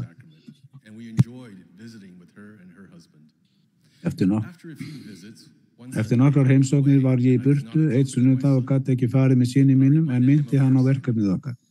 Þegar ég kom heim gat ég ekki beðið eftir að vita hvernig heimsóknin hefði gengið. Sonur minn svaraði því að hann héldi ekki að bekkjarfélagi sínir fengi að gera svona flotta hluti og sagði ennfremur að hann hefði farið með bróður sinn með sér til hjálpar og sakramentið hefði gengið vel fyrir sig. En að þessi kæra systir hefði verið döpur alla vikuna því hún hefði boðið vinnin sínum heim til að horfa á kvikmyndir en myndbandspilarinn hennar hefði bilað. Sonur minn sagðist hafa leitað á netinu, fundið vandamálið og lagað það fyrir hann á staðnum. Hann fann sig gagnlegan, glaðan og treystandi til að gera eitthvað sem lýsti upp daginn. Hann fann elsk Guðs til sín. Ef skítregur fyrir í lífinu þrátt fyrir allt sem þið gerið og ykkur finnst ekki hlusta á bænir ykkar eða ef þið finnið ekki elsku Guðs, vitið þá að sérhvert framlag ykkar skiptir máli. Og ég víst að stjörnunar eru fyrir ofan okkur. Að himnesku Faðir og Jesú Kristur þekka, heyra og elska ykkur. Eitt skipti að lærisveinar hans voru í báti sem lá undir áföllum. Gekk frelsarinn í áttir þeirra á vatninu fullvissaði þá og sagði verið óhræstir. Það er ég, verið óhræddir. Þegar Pétur vildi ganga til frelsarans á vatninu bauð Jesús honum og sagði, kom þú. Þegar Jesús misti einbeitinguna og tók að sökkva rétti frelsarinn þegar og dönn sína til að grípa hann og leiddi hann á öruggan stað leið og hann sagði, trú litli maður, hví efaðist þú. Erum við fús til að vera vongóð og hughrist þegar vindar blása í lífi okkar? Hvernig getum við haft hugfast að frelsarinn yfirgefur okkur ekki og að hann okkur nærri á þann hátt sem við enn áttum okkur ekki á?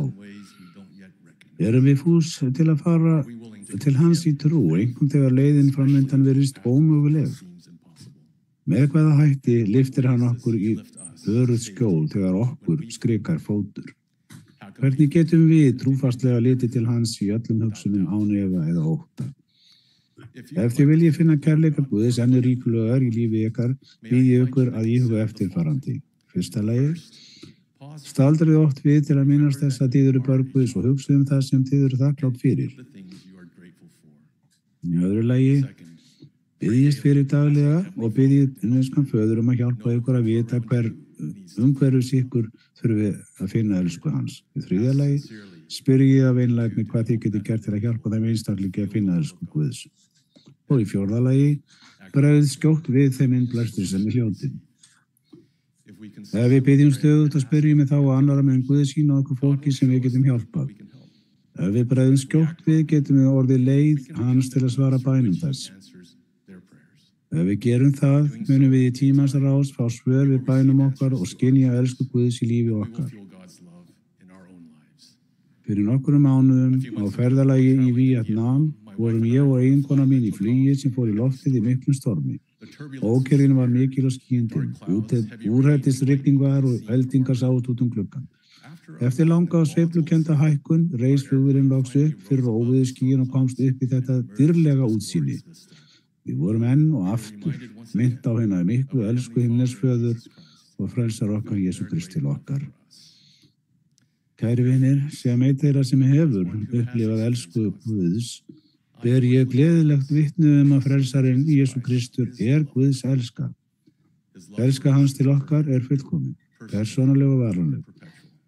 Megum við, þegar við fylgjum honum trúfastlega, verða fyllt elsku hans og megum við vera vitni sem leiðir aðra til elsku hans. Í nafni Jesú Krist. Amen.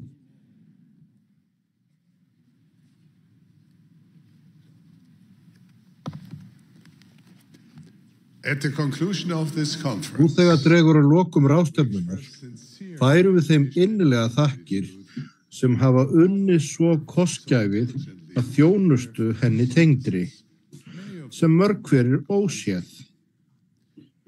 Við þökkum þeim sem hafa talað, og þeim sem hafa flutt hina uppliftandi tónlist á ráðstefnunni. Kórinn mun nú syngja This is my beloved son. Lokar ræðumaður á þessum hluta okkar áskæri spámaður Russell M. Nelson, forseti. Á honum loknum mun kórinn syngja Ísraels lausnari. Loka bæn flytur síðan Tracy E. Browning sem þjónar sem annar ráðgjafi í aðal forsætisráði barnafélagsins.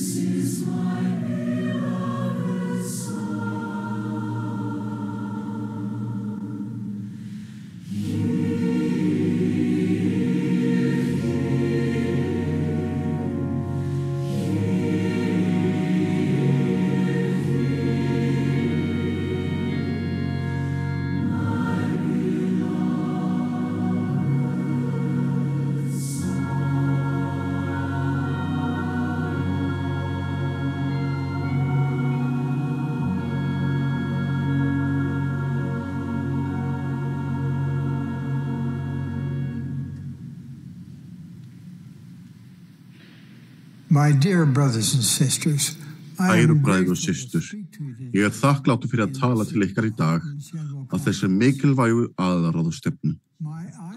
Augu mín halda áfram að eldast. Þakka ykkur fyrir skilning ykkar ég flyt boðskap minn. Við lifum tíma mikil skriðþunga í kirkju Jesú Krists sína síðari daga heilugu. Ég fyllist gleði yfir að sjá framfarir á svo mörgum sviðum. Ég einkar innblásin af unga fólkinu okkar. Fjölmörg þeirra virk í þjónustu.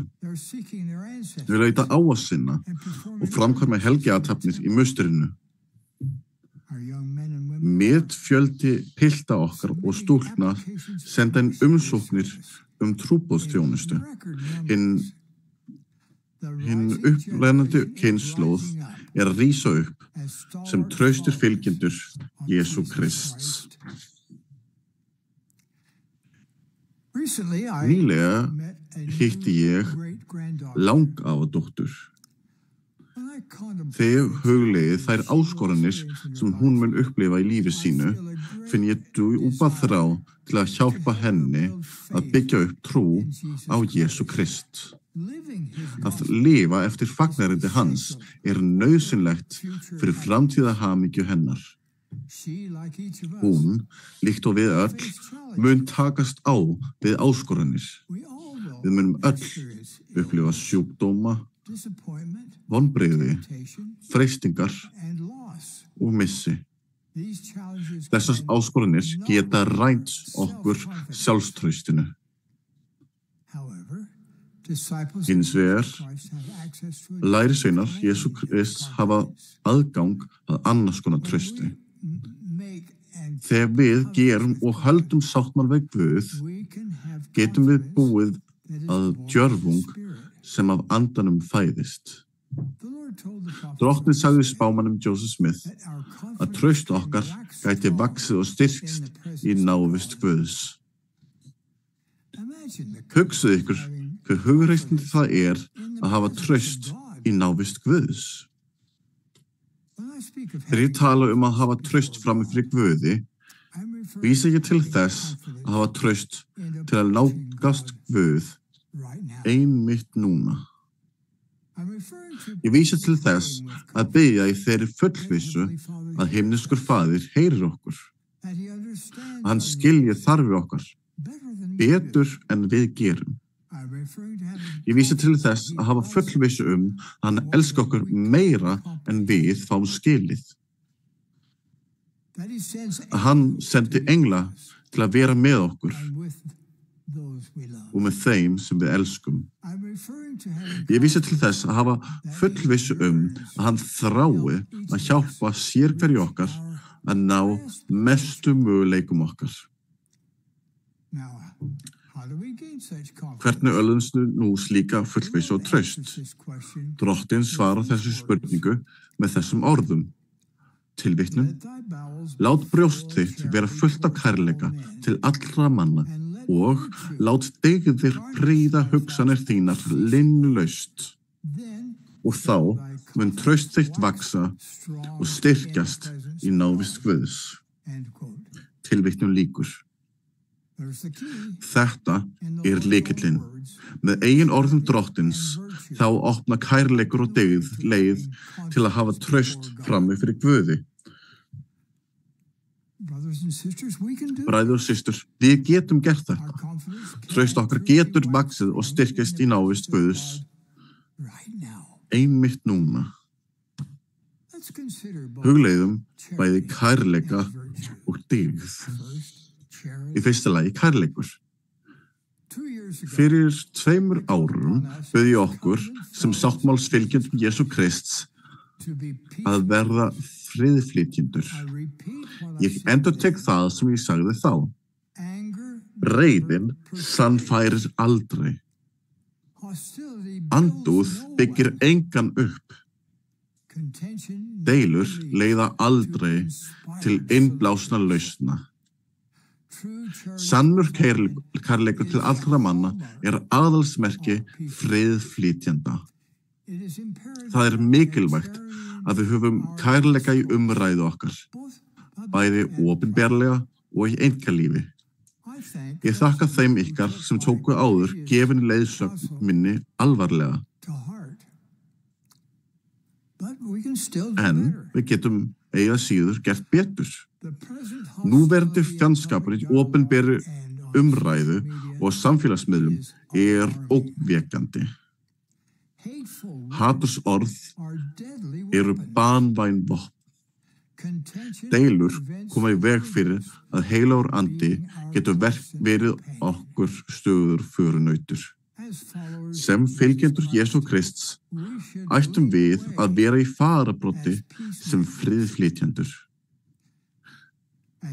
Þegar kærleikur verður hluti af eðli okkar, munum við ekki lengur hafa tilhneigingu til að lítillækka aðra. Við munum hætta að dæma þeirra. Við munum hætta Við munum hafa kærleika til fólks úr öllum stéttum samfélagsins. Kærleikur til allra manna nauðsynlegur framþróun okkar. Kærleikurinn undirstaða guðlegs persónuleika. Við skulum biðja himneskan föður að fylla hjörtu okkar af meiri kærleika, einkum til þeirra sem erfitt að elska. Því kærleikur gjöf frá himneskum föður til sannra fylgjenda Jesú Krists.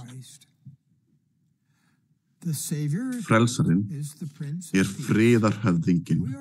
Við eigum að vera verkfæri hans til friðar. Við skulum nú ræða dygð.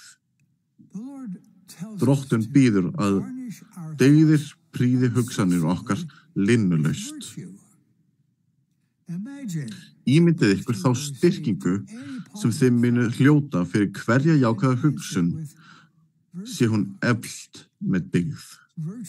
Dygðin gerir allt betra og gleðilegra.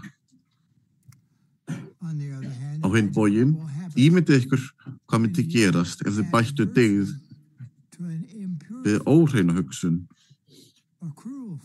grimmilega hugsun eða niðurdrepandi hugsun. Dygðin mun hrekja burtu slíkar hugsanir. Dygðin mun leysa ykkur frá kvíðvænlegum, erfiðum hugsunum. Bræður og systur, eftir því sem heimurinn verður ranglátari, þurfum við að verða sífellt hreinni.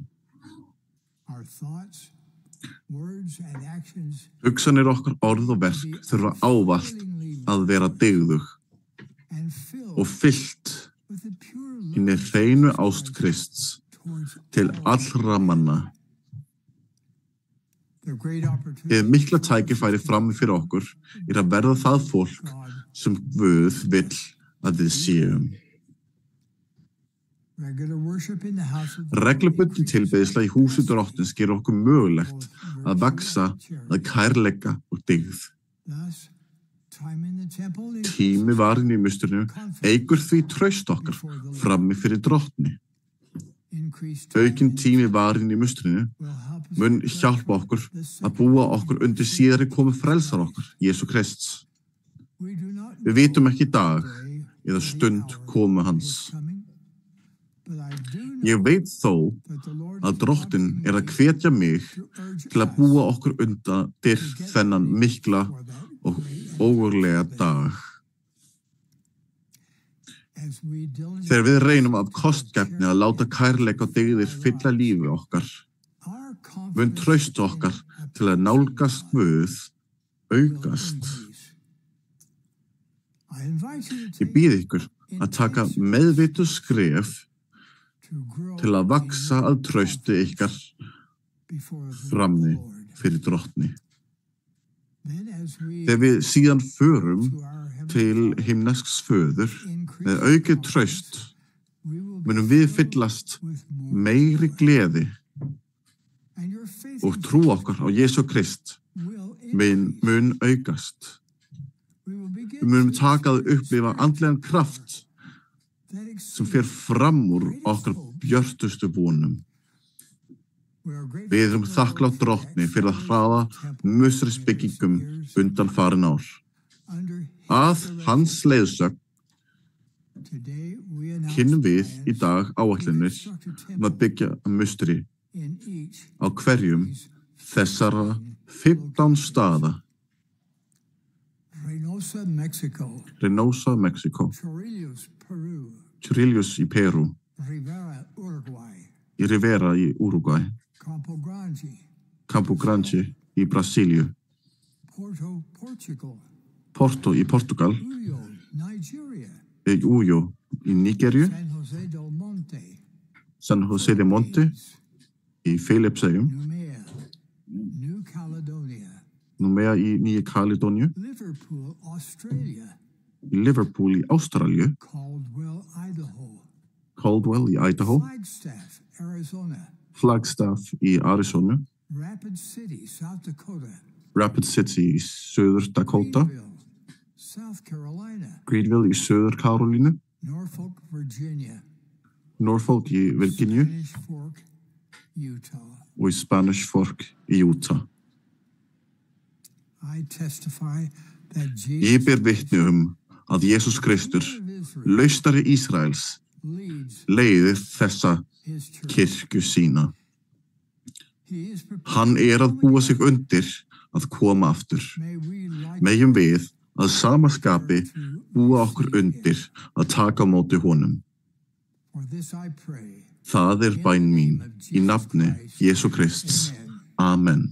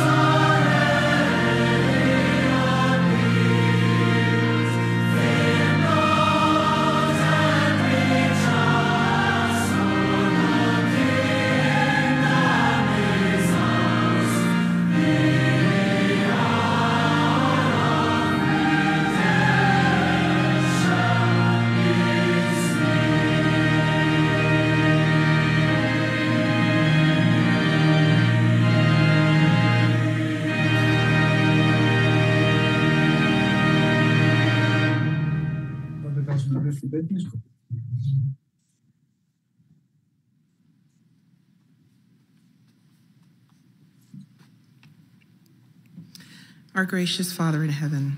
Okkar náða Faðir á himnum. Lokum að þessu frábæru aðalráðstefnu sínum okkar þakklæti af þeim anda sem hefur verið heltur út hér. Við erum svo þakklátt fyrir endurreista kirkju þína á jörðinni.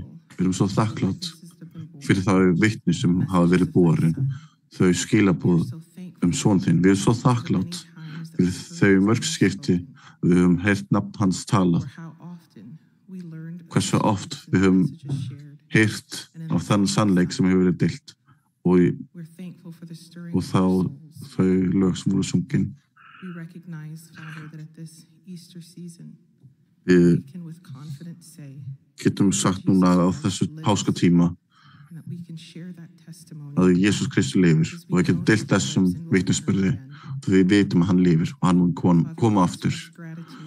Faðir, við sýnum þakklæti og byggjum að kærleikum fylla hjarta okkar og dyggð fylla hugsun okkar linnlaust og drífa út allt það sem gæti tekið anda þinn í burtu. Við elskum þig. Við erum þakklátt fyrir að vera þín börn. Biðjum þig að andi þín mun áfram vera með okkur á meðan við komum nær þér og fylgjum syni þínum. Og við biðjum þess í helga nafni frelsara okkar og lausnara, jafnvel Jesú Krists.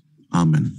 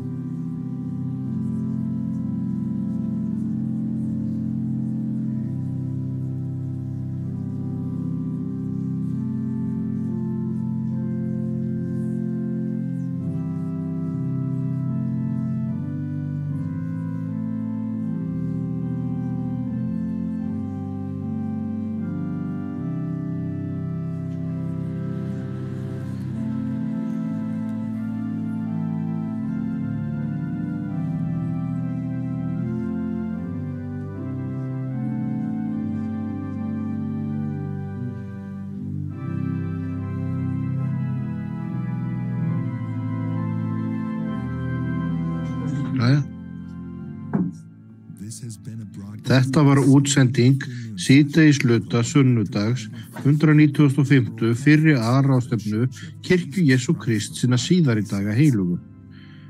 Ræðumenn voru valdir úr hópi leiðtoga kirkjunar. Tónlist flutti The Tabernacle Choir of Temple Square. Öllum velkomið að skoða og miðla boðskap þessarar og annarar ráðstefna á churchofjesuschrist.org. Útsendingu þessa annast Bonneville Distribution sem almenna þjónustu. Hana má ekki nota í hagnaðarskyni en til einkanota á heimilum, í fjölskyldunni eða í kirkju. Höfundaréttur 2025, Intellectual Reserve Incorporated, allur réttur áskilinn.